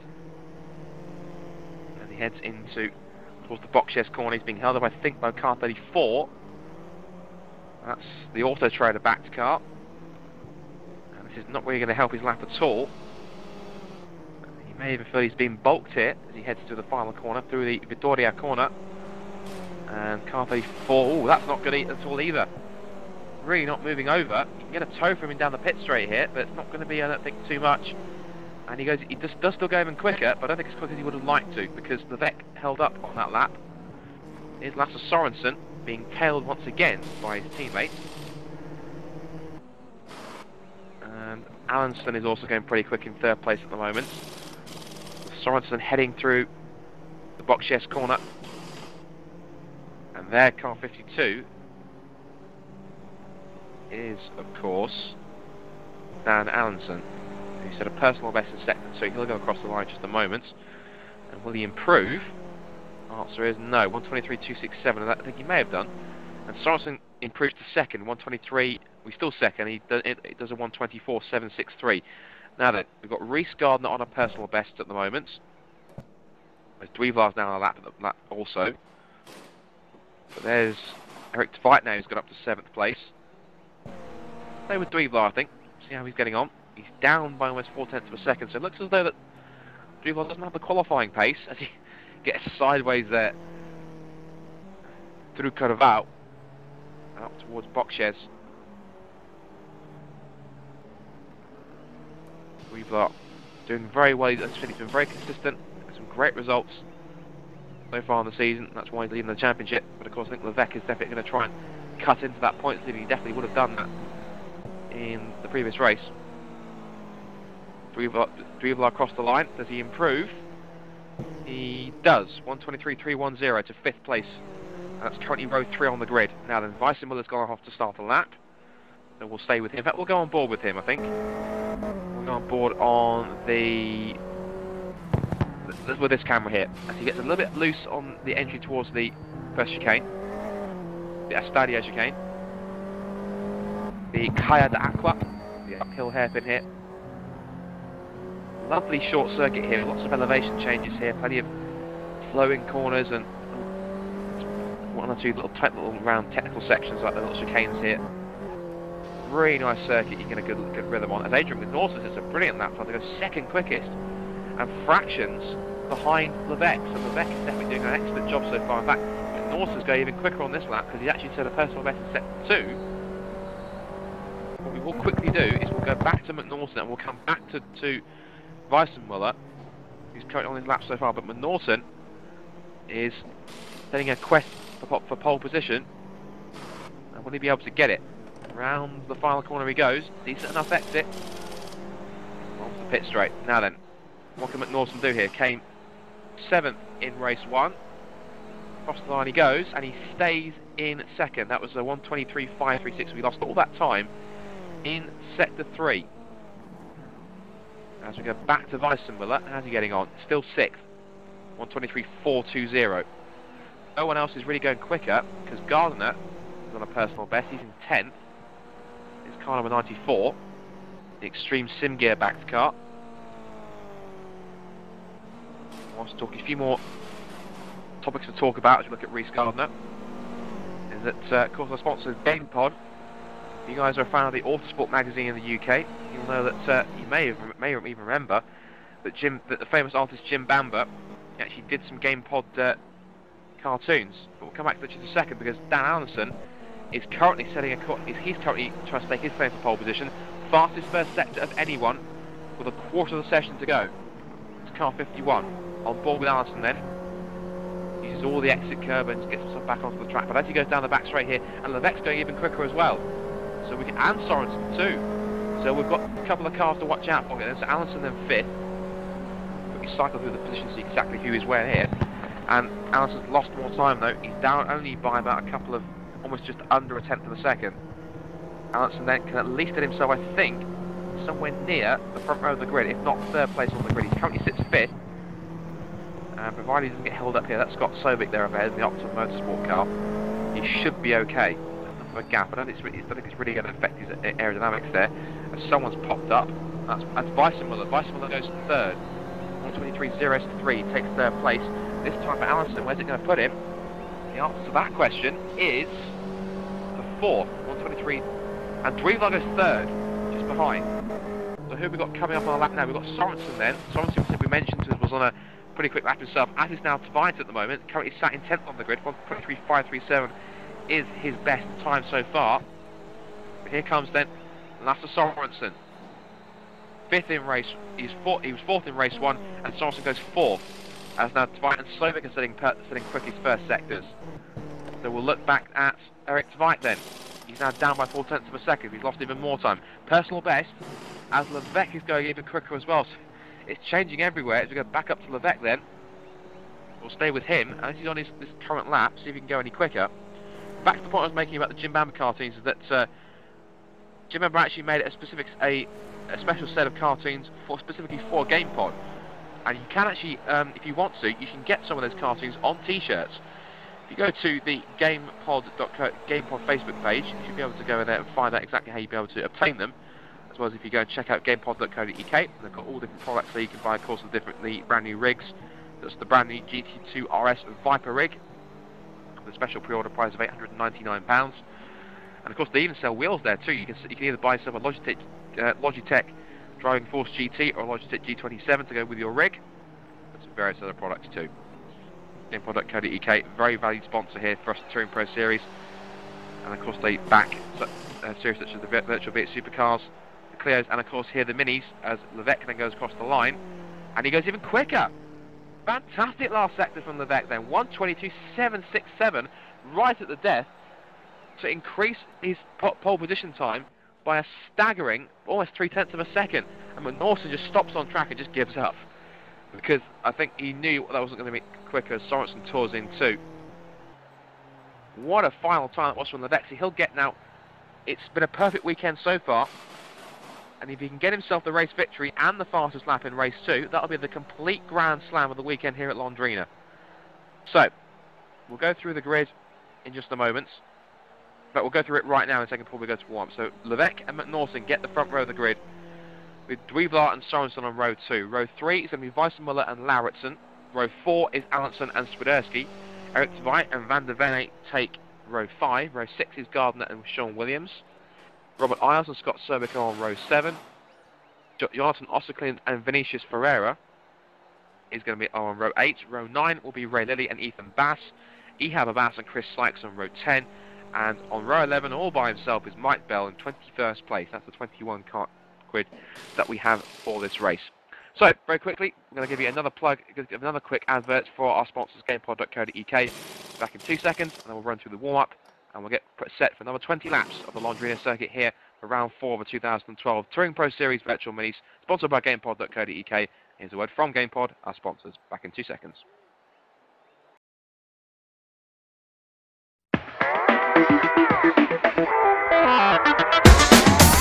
GamePod, the ultimate race rig for those serious about sim racing, puts you in the driver's seat with all the controls at your fingertips. Be number 1 on the road, in the race, in the game. GamePod, the choice of champions.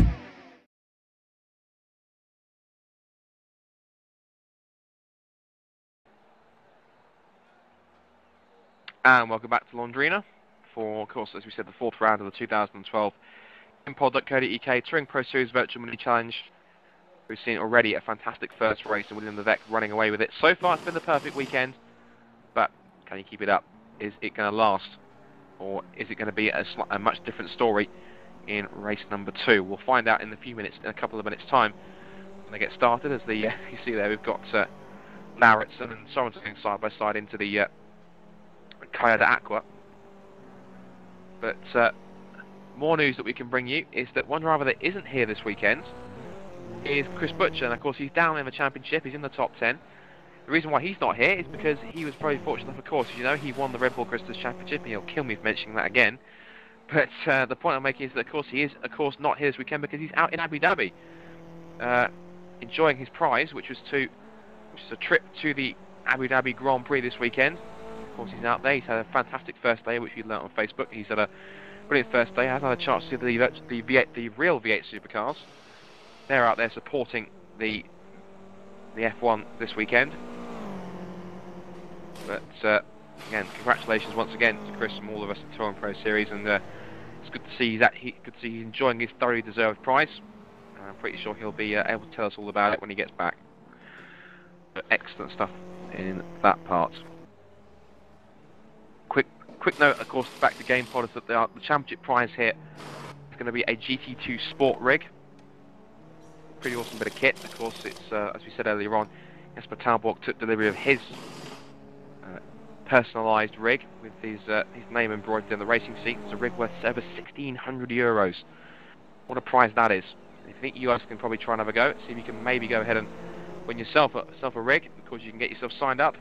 Go to TouringProSeries.com. Gives you all the information you need. And of course, other ways you can keep in touch. Of course, we've got our Facebook page. Search Touring Pro Series on Facebook.com. You can keep track of all the goings on, all the leagues that are going on. Of course, we've got another league starting up soon, which is the comeback at the return of the American Touring Car Championship. And that's coming back. We've had the pre-qualification is currently going on. Right, going back to the Race 07 sim. That's a very popular World Touring Car sim made by Simbin. And that's also coming up, and that should be pretty intriguing. Of course, it's Stoffel Vandoorne, as we talked about him earlier. He's the reigning champion, but he's got more real-life commitments in terms of his racing career to worry about. As Levesque gets that entry through Corval, all wrong. Credit for saving it, though. Decent save from Mr. Levesque. Levesque is very prominent when it comes to. I think he did the Virtual Beat Supercars this season, and also he's running pretty well in the World Touring Masters. He runs the, of course, if no one's watched the World Touring Masters, you need a reminder that's the series running the Touring Car Legends Group A Touring Car mod. This is here Levesque is going to practice a start here, as he rightfully plants himself on the #1 grid slot. Practices his launch. We've lost at 123.731 as he flies past. And back to the point I was making about the World Touring Masters. This man runs the number 17 red Shell Ford Sierra. Definitely knows how to handle it. But moving on, of course, a few more drivers that are, of course, in the field. Give you a nice little shot here of the. Not of the sky, but we'll give you a shot of a nice little chicane here. Watch some of the cars going through as we wait for warm-up to end. We may even be going towards warm-up right now, I think. Or maybe not. A couple of cars coming back into the server, but some of the drivers, of course, drivers such as William Levesque. He has already made a few mistakes this season, and he is, of course, the reigning Virtual Clio Series champion. And of course, because he's not, of course, with him not taking part in that series this year, likely that Toby Davis in the next round is going to be able to take that away from him. He's made a few mistakes this season, but still has a good chance to take the title. Weissenmuller, probably the outside contender for the championship, constantly improved over the last two. He's now not too far off the two men in front of him in the championship, of course, Drevlar and Levesque. There's Weissenmuller there in the pits. We can't see him, but you know what I mean. And a few more cars practicing starts in the pit lane.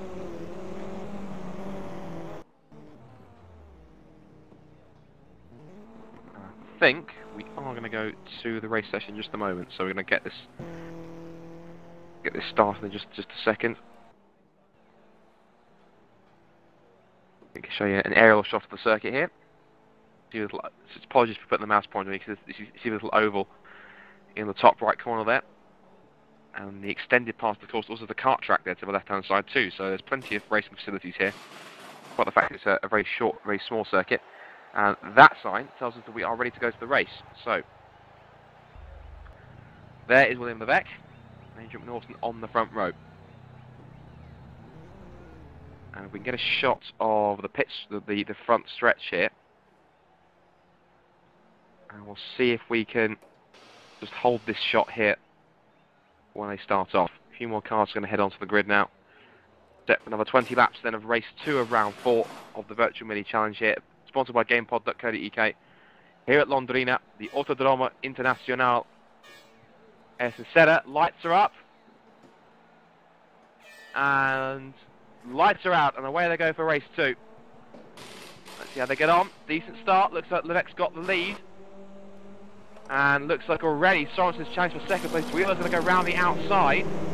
Third place, Vettel with the inside down towards the Estadio chicane. And Levesque has the lead there. So it's going to be Levesque to go through. Levesque looks like to me, Sorensen, McNaughton, Drevlar, and they're all through safely. It's a miracle. And Levesque already challenging up the inside. That's Sorensen trying to take the lead from him on the first lap, as McNaughton holds on to third from Drevlar. Weissenmuller's up to 5th already. What a fantastic start from him. Allenson in 6th. Then to right, Lauritsen, Swiderski, and Van der Velde running up the top 10. And look at this. Already, Sorensen has a run on the race 1 winner down towards the Corval, down the back straight. The Renault Postane, he's got it. On pure straight line speed, Sorensen has the lead. and they funneled through Codaval for the first time. All 21 of them. Car 12 getting a little bit wide there. It's back at the front. Now you've still got McNaughton under pressure from Dweebler.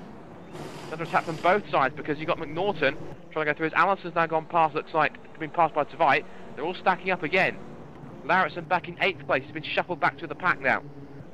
And look at this, you can see, as we're now going to hold the camera here, look at Dweebler. Dweebler and Weissman were side by side, more cars side by side there, as they head onto the pit straight once again.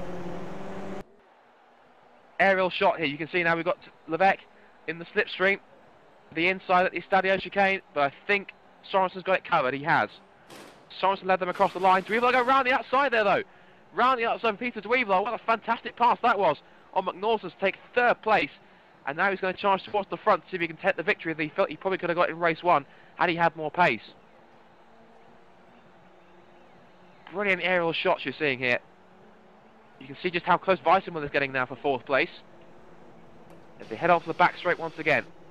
Using all the runoff that they need to. Just a small piece of tyre, that's what it's there for. And everyone uses it, that is allowed. That's what it said, that's the reason that it's there. Back down the back straight, look at them. Slipstreaming again like it's the Indy 500. As Sorensen throws the car in the curve out. And is that Levesque going up the inside? I think it is. Levesque's got his nose up the inside. He's going to have a look for the lead. But Sorensen again, it just has the momentum to hold the lead, to hold 1st position for now. But Levesque's keen. You can see he wants that lead. On board with Levesque. See onto the front straight here. There is Sorensen then doing everything he can, but this is the chance for Levesque to get the slipstream he needs. It's behind Dweebler and McNaughton, pretty sure still battling away. And Levesque's getting closer, but he's not going to be close enough to challenge, I don't think. Here though is Dweebler holding off 3rd place from McNaughton. Then it's Weissmuller, Tveit, Allenson, and then Lauritsen and Swiderski with Van der Venne rounding out the top 10. And that's the group. As you see, that was Levesque trying to go around the outside again. But he holds the line so far. They're going to filter through once more. This fantastic, huge pack of cars they got going through here. And Levesque still relentless. He wants the lead back. He wants to make it a perfect weekend. Just needs the fastest lap to go with it as well. So then, down the front straight. We're going to look back now as if we can. He's already alongside. Will he go around the outside? Will he pull it off? Almost, but the next going wide slightly. Will he be able to get it stopped? It's going to be a great move if we can pull it off. And I think he might just have done it. Sorensen's giving not giving him an inch at all. Into box sheds for the 3rd time. And somehow, those two went side by side all the way down the straight and through Codaval. And somehow they didn't hit each other and somehow they didn't go off either. Fantastic drive from both of them. And Dweebler wants a piece too. And Weissmuller. And look at the scrap behind as well. We've got for 5th place downwards. We've got Tveit, McNaughton, Allenson and Lauritsen all want a piece of each other. There's now Tveit under threat from the car number 8. That's the Ultranet Networks machine. And also just behind we've got that's Allenson and Lauritsen going side by side for 7th. And again we've all got more battles going on. That's Swiderski and Van der Venne and Gardner and Ferreira going side by side. Don't know where to look for cars. Look for cars going 2 by 2 through these corners. Goodness me. And still Sorensen holds the lead, but only just. The question is for how much longer, because Levesque is looking as racy as I've ever seen him. And look at them, funneling through the chicane, bang, bang, bang, like bullets through a gun. The first 10 all together, and there's Gardner and Ferreira going side by side. The rest of them pour through. And again, we've got a battle for side by side for the lead again, and it's take 2 for Levesque. Will he pull it off this time? Same scenario, goes wide, and this time cuts back in. I think he may have done it. That's a clever piece of driving. That's fantastic from Levesque. And up the inside the box says, and he's got it. The lead for William Levesque, fantastic pass. He saw that cut, saw that Sorensen was going to defend the inside line again, and thought this time I'm going to dupe you, go round the other way, and he made it work. Fantastic pass. And now look at Dweebler trying to close in, and still the cars behind him scrapping away. As now Levesque now gets the fastest lap of the race. So this time he's got almost the Grand Slam. Pole position and fastest lap so far for this race. Just needs the victory. Although Sorensen will have something to say about that. He goes down the outside. Levesque leaves his braking super late. And somehow gets the car stopped. As they hop over the curve once again. Now Sorensen's back up the inside though. Sorensen back up the inside, last of the late breakers into the Kaya d'Aqua. And has he got it? Has he made the move? No, not quite. The Vec is holding on for dear life for this first place, and Sorensen will take it by any means necessary, within reason, of course. Doesn't want to get a penalty, but he'll do whatever it takes.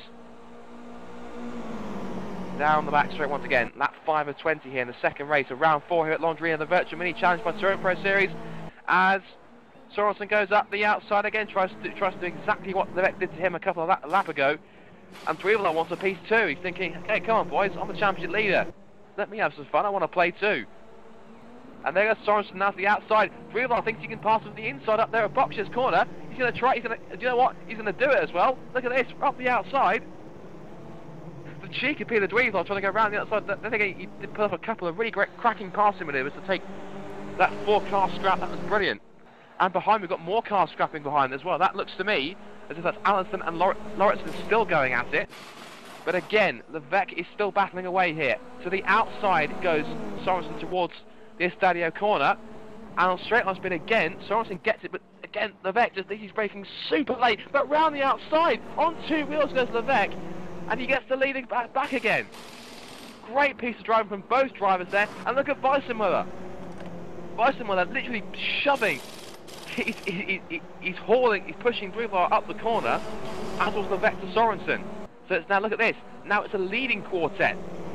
Rather than a battle for third in race 1, it's now a battle for the lead in race 2 between 4 cars. And we've got battles going on behind, but again, you can't take your eyes off this, because these guys know how to battle. And look at the Vec. Sorensen gets extremely defensive. He's going to go around the outside again. And will he make it stick this time? Under brakes. Oh, and he does! That's incredible! Another excellent pass from the Vec, this time round the outside! And Drievelaar now defending from Weissenmuller into the Boxer's corner. And 1, 2, 3, 4, you can literally, it's like they can join this so close together. And Drievelaar up the inside into Victoria corner. And I think he's got it. The Drievelaar side by side with Sorensen out off the final corner. Weissenmuller's going to tag with them as well. It's going to be a triple car slipstream. The Vec's pulling away already by half a second across the line. And who's going to go where? I don't even know how this is going to play out. Weissenmuller to the outside of Drievelaar into the Estadio corner. Drievelaar goes defensive, covers the line. They hop through the chicane over the anti-cuts. Here goes Sorensen again then. Sorensen has still got unfinished places with Sorensen, and he gives a bit of a hip and shoulder up through the Kaya d'Aqua. And we're going to go on board now with the wrong camera. And again, I had the right camera right there. And again, come on, get the right camera. There we go, that's better. Right then, down the back straight. The Vec again going defensive to the inside. Sorensen's going to have to run to the outside again. And is he finally going to be able to pull this off? Answer to that question is, no he doesn't, he pulls out of it, getting very sideways indeed. Oh, that's fantastic car control. That is sensational piece of car control, almost took the Vec with him. And literally, that was a Jason Plato, what a save from Jason Plato style, literally gave it a boot for the throttle. That's fantastic, put it on max, stuck it on max and opposite lock. He must have been clenched in there, I'm pretty sure. But he holds on to second place. More fantastic racing here at Londrina. Probably the best race of the season. Unfortunately, I haven't watched any other races yet because it's because of work commitments and stuff. But nonetheless, this is fantastic stuff. Sorensen to the outside again to the Vec. Can he go around the outside this time? The Vec breaks later, and no, the Vec holds on for the moment. Sorensen's going to try to run up the inside towards the Kaya d'Aqua, towards the hairpin. Goes to the inside, then to the outside again. Tries to get the cut back. Drievelaar's also trying to get involved as well. Weissenmuller's going to try and push him wide on the exit. But no, Drievelaar covers the inside. Weissenmuller uses all the track. And look at them, they're literally all together. The 4 of them, literally, all together through the SA chicane. Now down the back straight. Here comes Sorensen again to the outside. Weissenmuller, the Vec's got nothing to do but to defend to the inside as much as he can. And can Sorensen pull this one off? Or will he go sideways again? Well, no, he pulls out of it again. He goes sideways again! Oh, that's incredible. And Weissenmuller's passed Drievelaar for third place. Levesque goes wide, Sorensen up the inside now into the boxes corner. This is unbelievable race, this is fantastic. Drevlar back up the inside of Weissmuller for third place. Where do you look? There's so much action going on. Levesque kept saying I'm having none of it. Back up the inside of Vittoria corner. He's got the lead again. 9 lap 8, we've still got another 12 laps of this. Fantastic. Down the pit straight again. Sorensen to the outside towards the Estadio chicane. Weissmuller and Drevlar watching and waiting. I think they're sitting here probably some popcorn. They have the time of their life watching this. And again they're late on the brakes down towards the Estadio chicane. Levesque holds it, but for how much longer? And here goes Sorensen, gives him a nudge. And now look at Weissmuller challenging. He's pulled away from Drevlar. And he gives Sorensen a bit of a shunt up the rear as well. He wants a piece of this too. Now we're going to watch now from the front of Weissmuller's car. This is the dashboard camera here from Weissmuller. You can see the two in front just battling away, weaving this way and that. And again, for the third time, Sorensen to the outside, pulls alongside. Levesque goes defensive again. This time can he make it stick? No, he doesn't. Tries to pull the switch back off. I think he might just do it, although Levesque's getting he's keeping his car, positioning it very, very well indeed. Solid driving from Levesque, of course. And this is much closer. It was a bit of a cakewalk, if you like, for Levesque in race 1, but it's not. It's anything but the sort. And just behind, that's McNaughton and Larritzen battling for 6th place behind as well.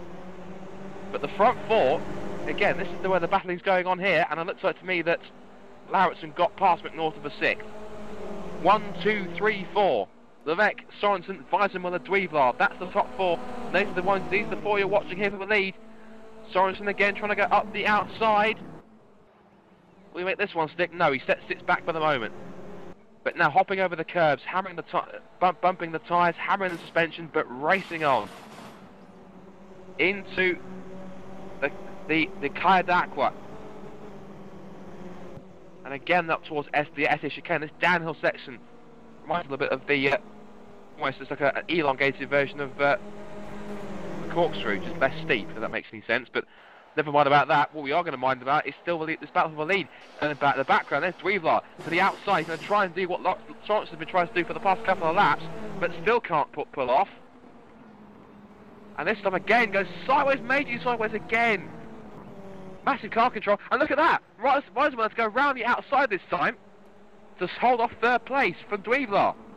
Sorensen tries the outside this time into Boxier's corner, and Drevlar's forced his way up the inside, muscles his way through past Weissmuller. The top 3 in the championship scrapping over what could be the top 3 places, with Sorensen chucked into the mix for good measure. Dwight's in the background just hanging around in 5th place. Great scrap going on behind, another 4-car train going on for 6th. That's Larritzen, McNaughton, Swiderski and Allenson all having their own battle, with Dan Allison watching in the background too. There's Van der Venne, excuse me. As again, under brakes once more. Levesque holds firm. Sorensen still in his rearview mirror. To the outside this time. Got a great one. Oh, it's contact. Levesque didn't like that. And again, he gets another shove into the Caia d'Acqua. Drevlar goes round the outside. Holds his third place round the outside. Well, this is actually going to end. We don't want it to end, in fact. It's just too good. And again, look at this. Sorensen trying to go up the inside with the SS chicane. That's insane. Now down the back straight once again for the 11th time out of 20. Sorensen in the tow again. Time and time again, Sorensen goes to the outside, and Levesque heard it so many times, and every single time Sorensen tries to pull it off, and Levesque just sees exactly where he's coming from. He needs to try and change his approach, as Weissmuller again tries to snatch 3rd back from Drevlar. Right in the background, must be sitting back watching this thinking, I'm loving this. And I think he wishes he was part of it, but he can't get close enough. He just hasn't got the ultimate pace to get onto the back of them. Although he's trying, you can see he's trying to pull away from 6th place Alexander Larritzen. 2nd place for him in race 1. Oh, from it in race 2. Still 6th place to be respectable. He's starting to pull away from this 3-car train behind him with McNaughton, Swiderski, Allenson. With Van der Venne a further 1.9 seconds back. As now we look at Sorensen again trying the outside line. Will he brake later? Will we see Levesque shoot back through on the inside? Yes, we will. And he goes wide, over the curves, over the grass on the exit of the corner, up towards the Caia d'Acqua, down the inside, and that's the lead. He's got the lead. Sorensen's got it, or has he? Or has he? Because there goes Levesque on the inside. Dweevar's going to try and go around the outside now. Gives Sorensen a bit of a nudge. And Sorensen's done it. He's made it stick. And now look at Dweevar now. Dweevar has the run now. You can see right behind there, he's look. You can't miss him. Bright luminous yellow card. Car number 3 of Peter Dweevar of Precision Motorsports. Now to the inside. What's he going to make of this move? Wait and see. Then literally, 3 stern. There goes. Oh, there's contact. Levesque's off. And Sorensen's off. And Dweevar goes into the lead. Weissmuller gets second. And I think Levesque can maybe get that back. And Weizkat's caught up too.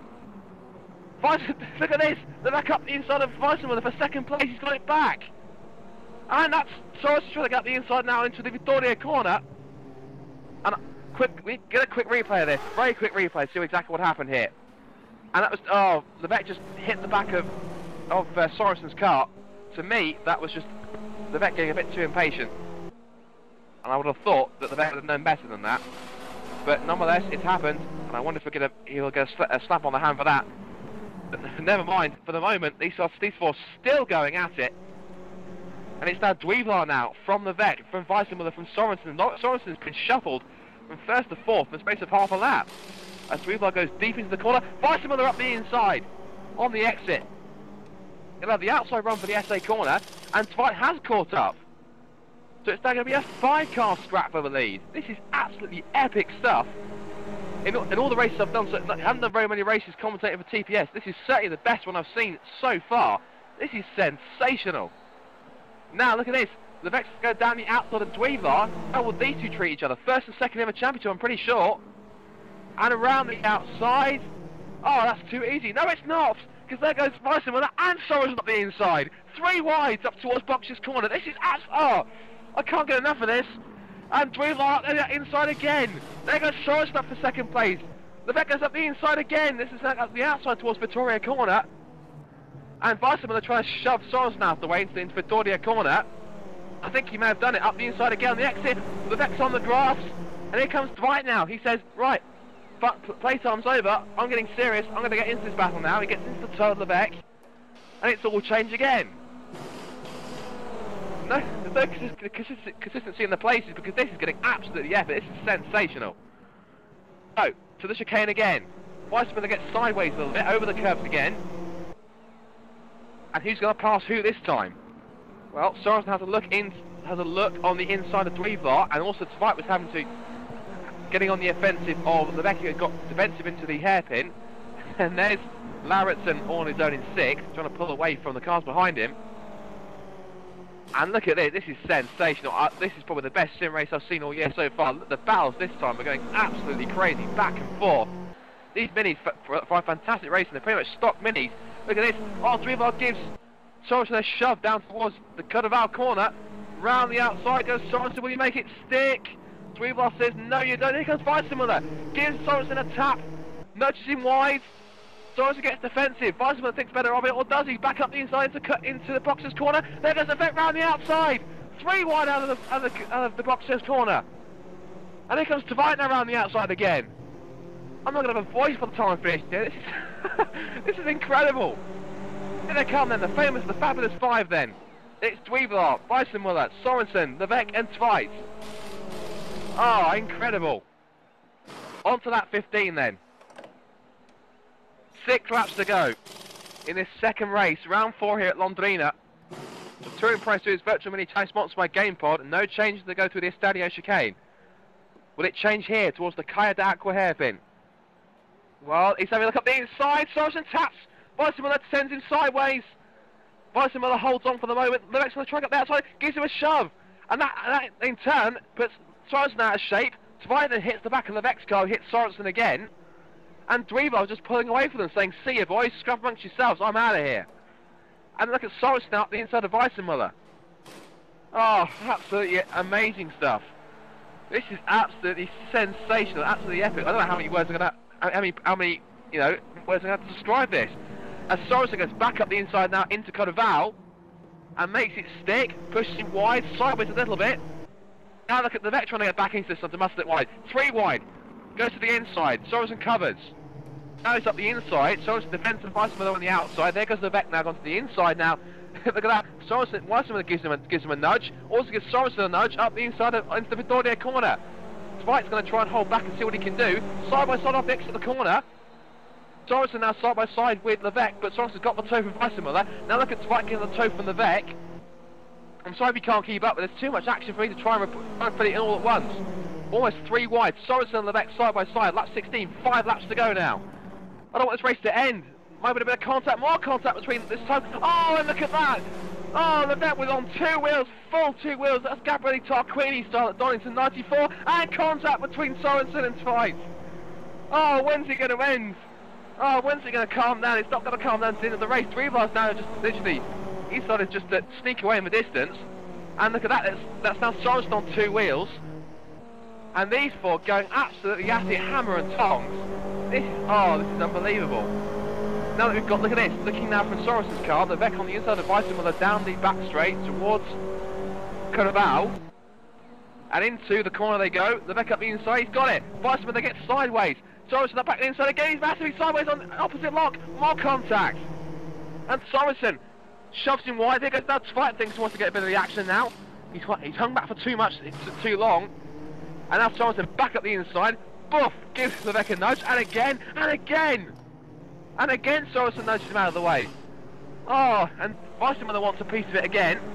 So he tries to tip the rear end of Sorensen's car again.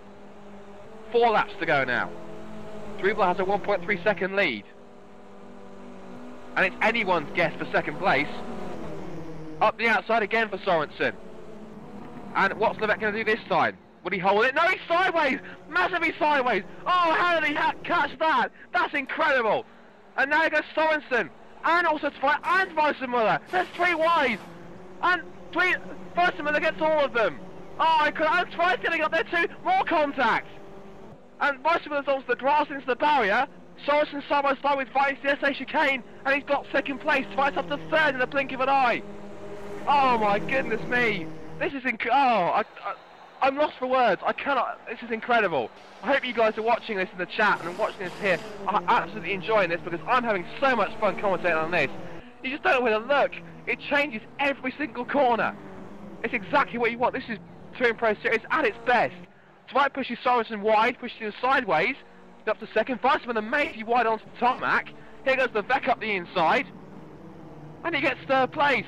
No, he doesn't. Sorensen goes 2 wide, up the inside, more contact with Zweig. And more, oh my goodness me. And there goes Levesque up the inside. He's up to 3rd. Weissmuller goes with him almost. No, he doesn't. Hangs back. Sorensen gets the pass. Up side by side. Oh, I can't wait to talk to these guys after the race. These guys will be absolutely, the adrenaline will be pumping with these 4. And Driebler's now, because they're just flown off into the distance to leave these 4 to scrap amongst themselves. And Zweig, I love the fact he's gone from 5th to 2nd in the blink of an eye in the previous lap. Look at that, literally, it's as close as you want it. It's right now to the inside. Dummy from Sorensen. Levesque going round the outside. Oh, how's he done that? That's incredible. Round the outside of Sorensen. Gets the run. Up the inside now towards the SA chicane. Will he pull it off? Oh, he has done. Oh, that's incredible. Sorensen's right side by side. SA chicane, he gets through. Now he's done the switchback. Zweig's gone wide. Sorensen's up the inside. Now Zweig gets sideways off the grass. And look at this scrap here. This is, I'm getting lost for words here. And side by side again, Sorensen and Levesque. Zweig's going to go up the inside now. And Sorensen holding 2nd place, but for how much longer? That's the question. It's going to be all changed in a moment, once again. And now Levesque's getting up there, Zweig's up the inside, Levesque this time into Box's corner. And Lauritz getting in there. Zweig gives Sorensen a nudge, pushes him wide. There goes Levesque and Zweig side by side on the exit of the corner. Oh, now there goes Sorensen again. Levesque and Zweig, there's 3 wide on the exit of the final corner. Onto the penultimate lap. And there he goes. Driebler starts the penultimate lap. And look at their tandem dropping like NASCAR. Levesque has 2nd. There goes Zweig and Sorensen side by side. Weissmuller hanging back now to try and go down the inside in towards the Estadio chicane. Outbreaks Sorensen into 4th. So it's Levesque who has 2nd place. Zweig's now 3rd. Weissmuller 4th. And Loris Sorensen gets shuffled back to 5th. Oh, Jesus. God, goodness me. And now look at this. Now you've got Lauritz fancies to go now. He's now decided to join in. It's a now 5-car scrap again, and Levesque's pulling away. Now then, is this the break that he needed? Now he's pulling away. It's like they dropped one car and they gain another one. It's still 4 cars again. Now then, down the back straight for the penultimate time. Levesque still has second. Dwight still third. And now we've got, again, Sorensen and Weissmuller side by side. Weissmuller around the outside into the Carnival corner. And he's holding on for the moment. And they've all calmed down for once. It's a miracle. Or maybe not, because Sorensen getting very frisky behind the green and black THR green car. As Dweevar will start the final lap in a second. Now, look at this, Levesque's been caught up again. And I dread to think what's going to happen on the last lap here. Dweevar up front, here he is. So he starts the final lap. It's now 1.8 miles to go. Then Dweevar looks like he'll get another victory here. But who's going to get second, third, fourth, and fifth, and sixth? It's anyone's guess. Levesque's pulling away now. Dwight's still third. Weissmuller, then Sorensen. Larritt's in the background just there, just trying to poke his nose. He's trying to have a go. And I think Sorensen was trying to attack Weissmuller into the chicane. But he's not far enough alongside. Through the Estadio chicane they go. So they cut. Oh! Weissmuller sideways over the curbs. More contact. Sorensen up the inside. And he's got it. He's got 4th place. And look at Larrittson up the inside too. He's been duped by both the teammates. I mean, working together here. And through the chicane, he's in a sandwich between Sorensen and Larrittson. And I think that Levesque and Dwight have got second and third. They've secured it. Whether or not Dwight can get close enough. But 4th place is anyone's guess. It's now Sorensen, Weissmuller, and Larrittson. Weissmuller's to the outside down towards Koval. Can he make it stick? Oh, he's done it. That's a brilliant pass. Round the outside. Can he hold it? No, he can't. Sorensen up the inside. More contact. And again goes to the inside. And he's hit Sorensen. Sideways. Up the inside. He's got it. Oh, more contact. Got to cut away because here comes Peter Dweevar. He'll get the win. So it's maximum points for Peter Dweevar. 30 points. Second for Levesque. Third for Dwight. And 4th is going to go to Weissmuller. And where did Sorensen go? Where's Sorensen? Where did Sorensen go? Sorensen just, no, he's there. Oh, side by side. And it's, more contact behind as well. That was Swiderski and Allenson. But Weissmuller gets 4th. Sorensen 5th. Larrittson in 6th. Then Swiderski, Allenson, Van der Velde and McNaughton rounding out the top 10. Oh my God. Oh my goodness, that was as entertaining as you want it. Ferreira's 11th, Oscar Clementi's 12th, Reese Gardner's 13th, Ethan Bass 14th. Oh, I'm exhausted after that. Cameron Bogdan's watching this thing, he's literally dying here.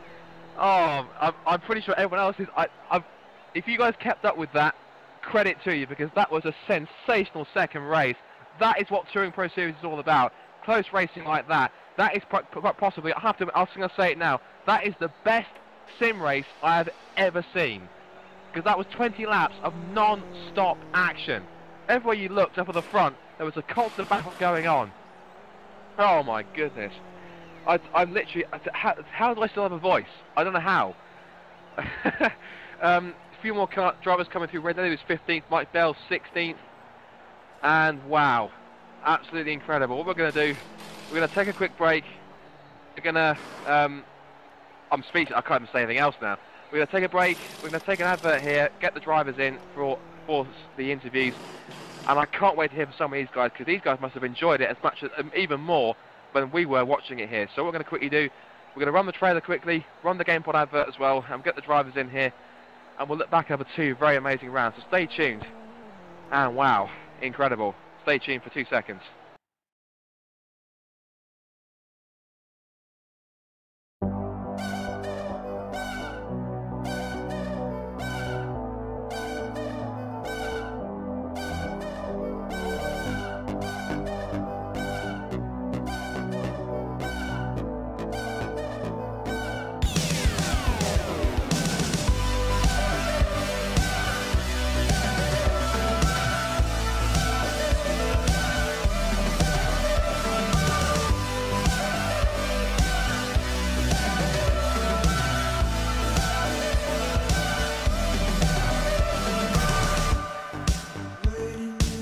Round 1 at Jacarapagua came and went, and with it, Peter Dweevar proved supreme. Dweeble he looks like he's going to perform his first ever double win in the Touring Pro Series.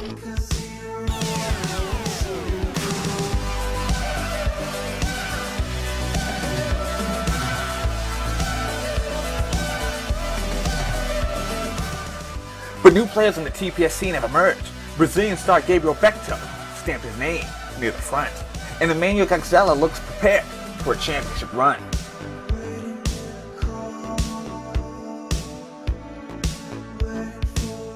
Robert Wiesenmuller has entered the title hunt early, and William Levike had to correct his mistakes from round 1.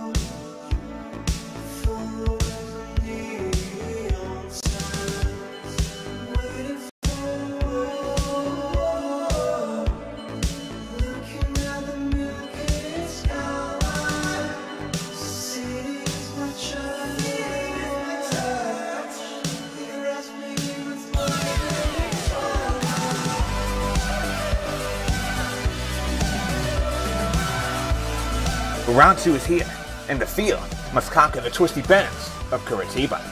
The championship beat carries on. Who will set the tone? Virtual Mini Challenge, Round 2, next.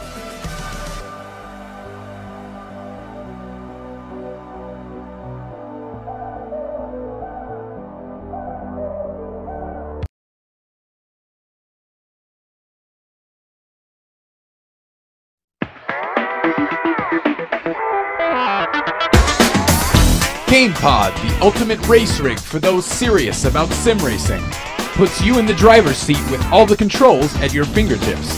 Be number 1 on the road, in the race, in the game. GamePod, the choice of champions.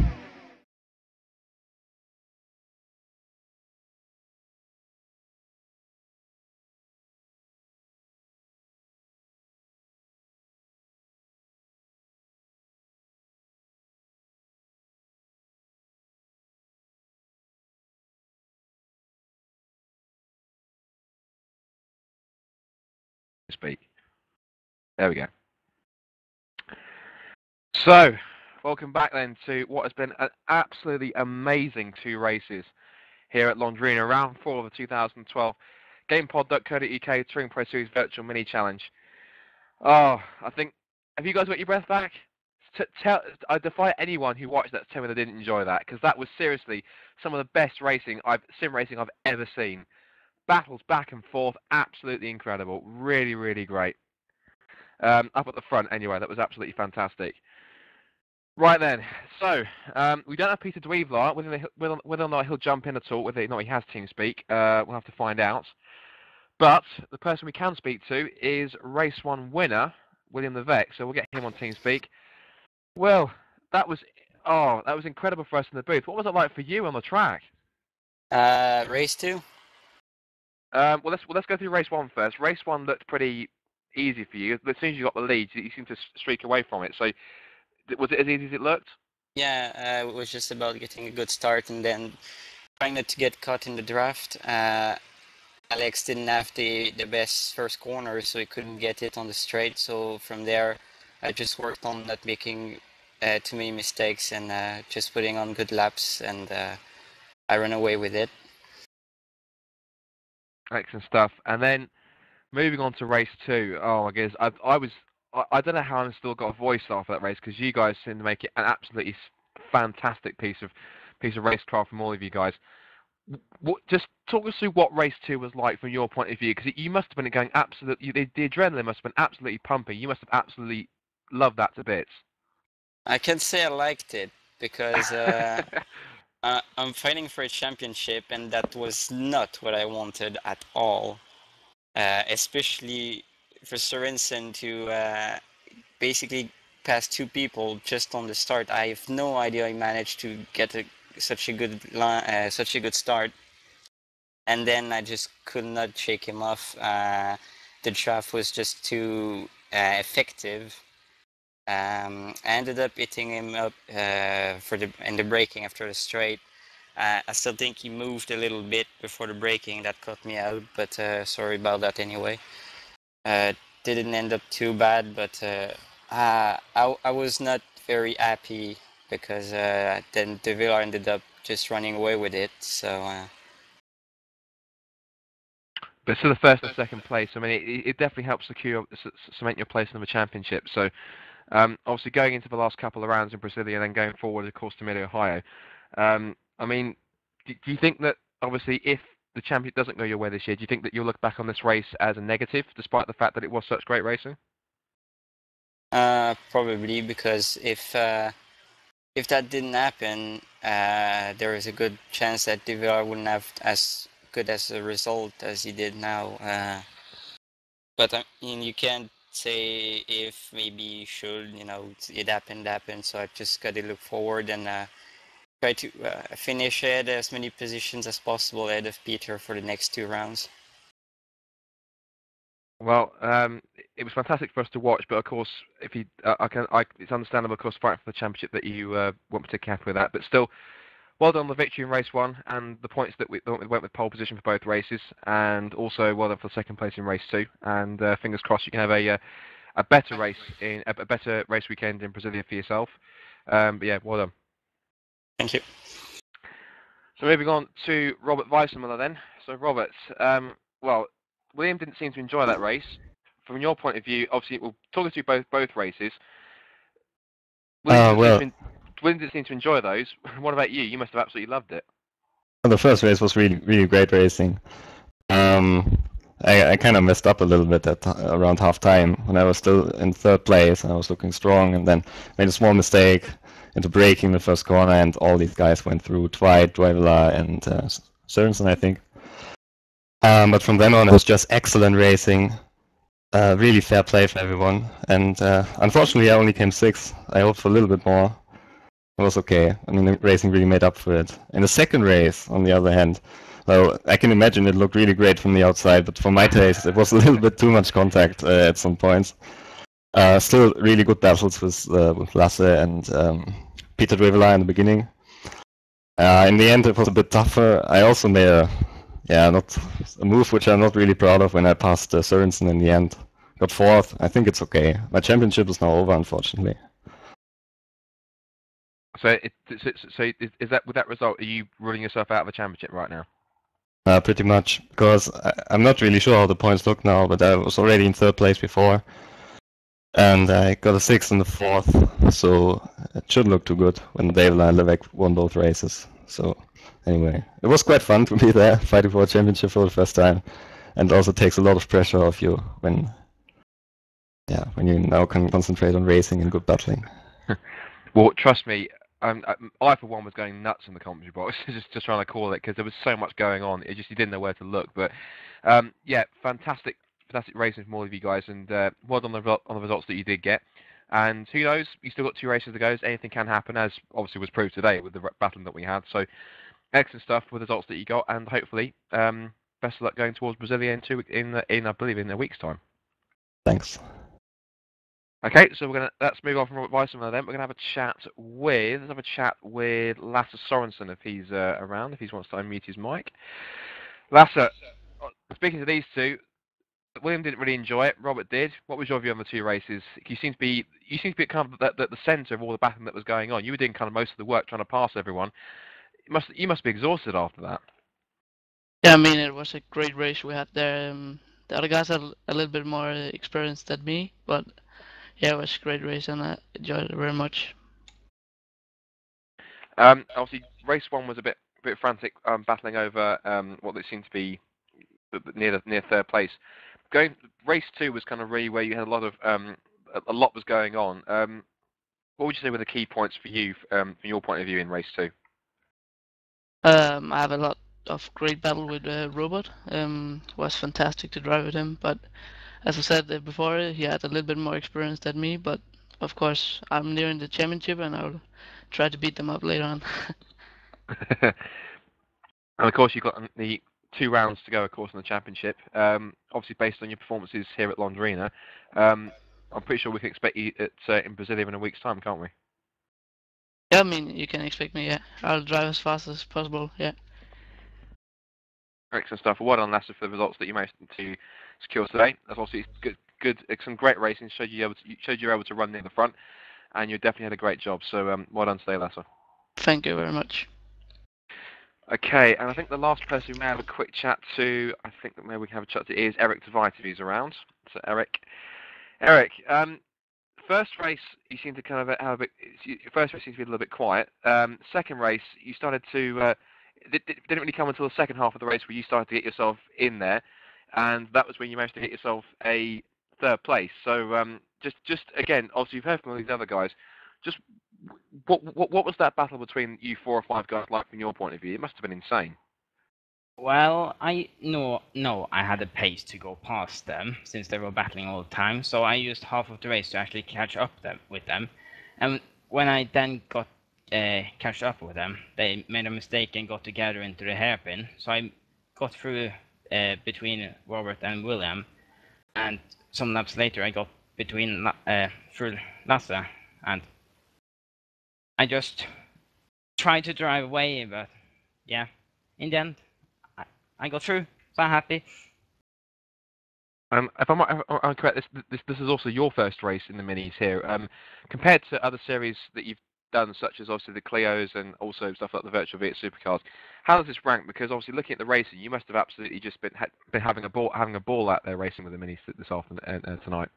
Yeah, the competitiveness in the like the top 5 guys is just incredible. I mean, to be up there, you need to be fast and consistent each lap after lap after lap. So it's quite tough, but I think the V8s are harder, and double TM is around the same, with Clio's not being my league. So, yeah. And same question as we said to Lasse, based on tonight's performances, can we expect you at Brasilia in a week's time? We'll see. I don't know yet. Maybe, maybe not. We'll see. Well, again, great racing for yourself again, Eric, and well done on getting the third place in race 2. Thanks. Okay, and we're getting up to pretty much. I don't. We've got enough time to talk to anyone else, so thanks for the guys that did come into the booth. But we're going to wrap it up for you now. Wow, I hope you guys enjoyed that, because I certainly did, commentating on it, and it was absolutely sensational. So, what we're going to quickly do before we wrap up is, as always, we're going to give you a quick rundown of exactly what is going to be coming up pretty soon. So the next event for the Touring Pro Series is this right here. It's the next round of the 4th season of the World Touring Masters. That's going to be on the 7th of November at 7:45, and that is going to be at the Salzburg Ring in Austria. Great track. It's a little bit similar, if you like, in some ways to Londrina here, but it's a fantastic circuit. Some quick little chicanes and nice little fast and undulating sections. Really great circuit, and hopefully should produce some excellent racing. See if Jesper Talbor can run away with victory, or whether the likes of maybe Levesque and Toby Davis can try and haul him in. And then we've got a couple of quick fire events coming up here with these 2 events here. Next race is actually going to be as we said, in a week's time, we are back with the minis. It's going to be at the Brasilia circuit. That's going to be at 11:15 GMT on the 10th of November, and that should be an awesome stuff. Quickly, for the commentary team for the World Touring Masters should be Keith Barrick and Liam Jenkins again. For the minis, well, if they'll have me, I would definitely love to have the minis do the minis again, because it's an absolutely sensational race. So if I get the chance to do it again, I definitely will do, if possible. Either that or maybe working that evening, I don't know. But I think I may miss out, unfortunately. So, but we'll see it and see what we can work out. One thing I definitely will be around for, though, is this one here on the right. That is going to be the Clios. That's going to be the penultimate round of the championship. And that's going to be the 14th of October. It's a chance for Toby Davis to take his first ever TPS title. We'll see if he can do it around the only circuit in Scotland. It's a very tight, twisty circuit. Again, very, very short, and should produce some great race, especially when we've got 30 plus Clios all running at the same time. But again, we may run 2 divisions again. That's 7:45 on the 14th of October. That's going to be that's going to be 2 Wednesdays from now.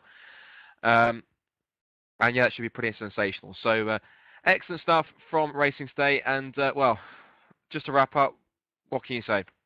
Great race 1, sensational race 2, and victories for William Levesque and Peter Dweevlar. Wow, excellent stuff. I'm now going to go and get some sleep, because I need to be up early in the morning to go to Snetterton to cover a rally.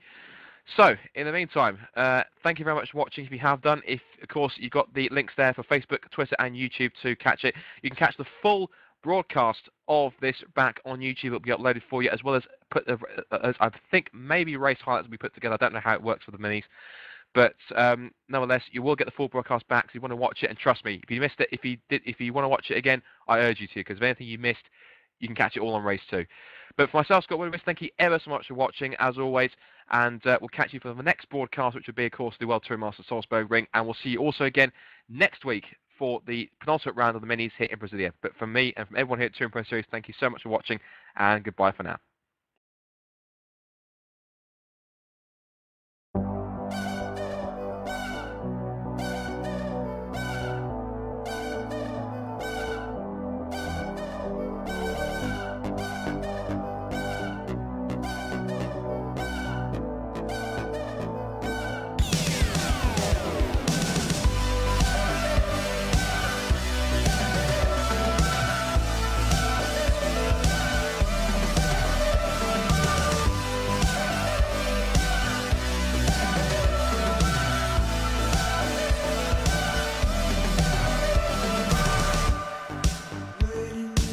Round 1 at Jacarapagua came and went, and with it, Peter Duivelar proved supreme.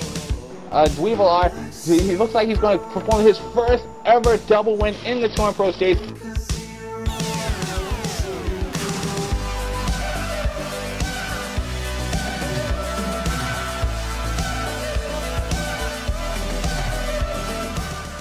But new players in the TPS scene have emerged. Brazilian star Gabriel Bechtel stamped his name near the front, and Emmanuel Gaxella looks prepared for a championship run.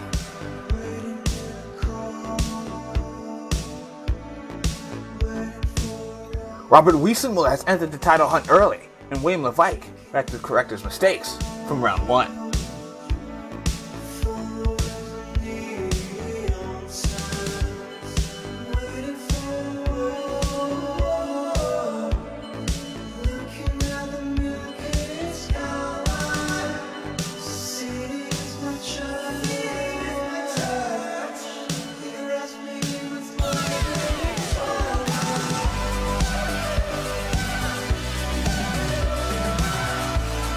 Round 2 is here, and the field must conquer the twisty bends of Curitiba. The championship beat carries on. Who will set the tone? Virtual Mini Challenge, Round 2, next.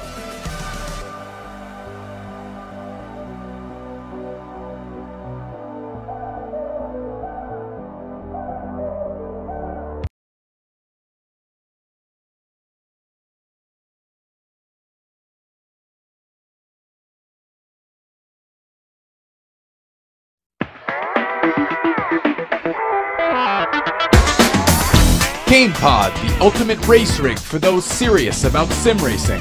Puts you in the driver's seat with all the controls at your fingertips. Be number 1 on the road, in the race, in the game. GamePod, the choice of champions.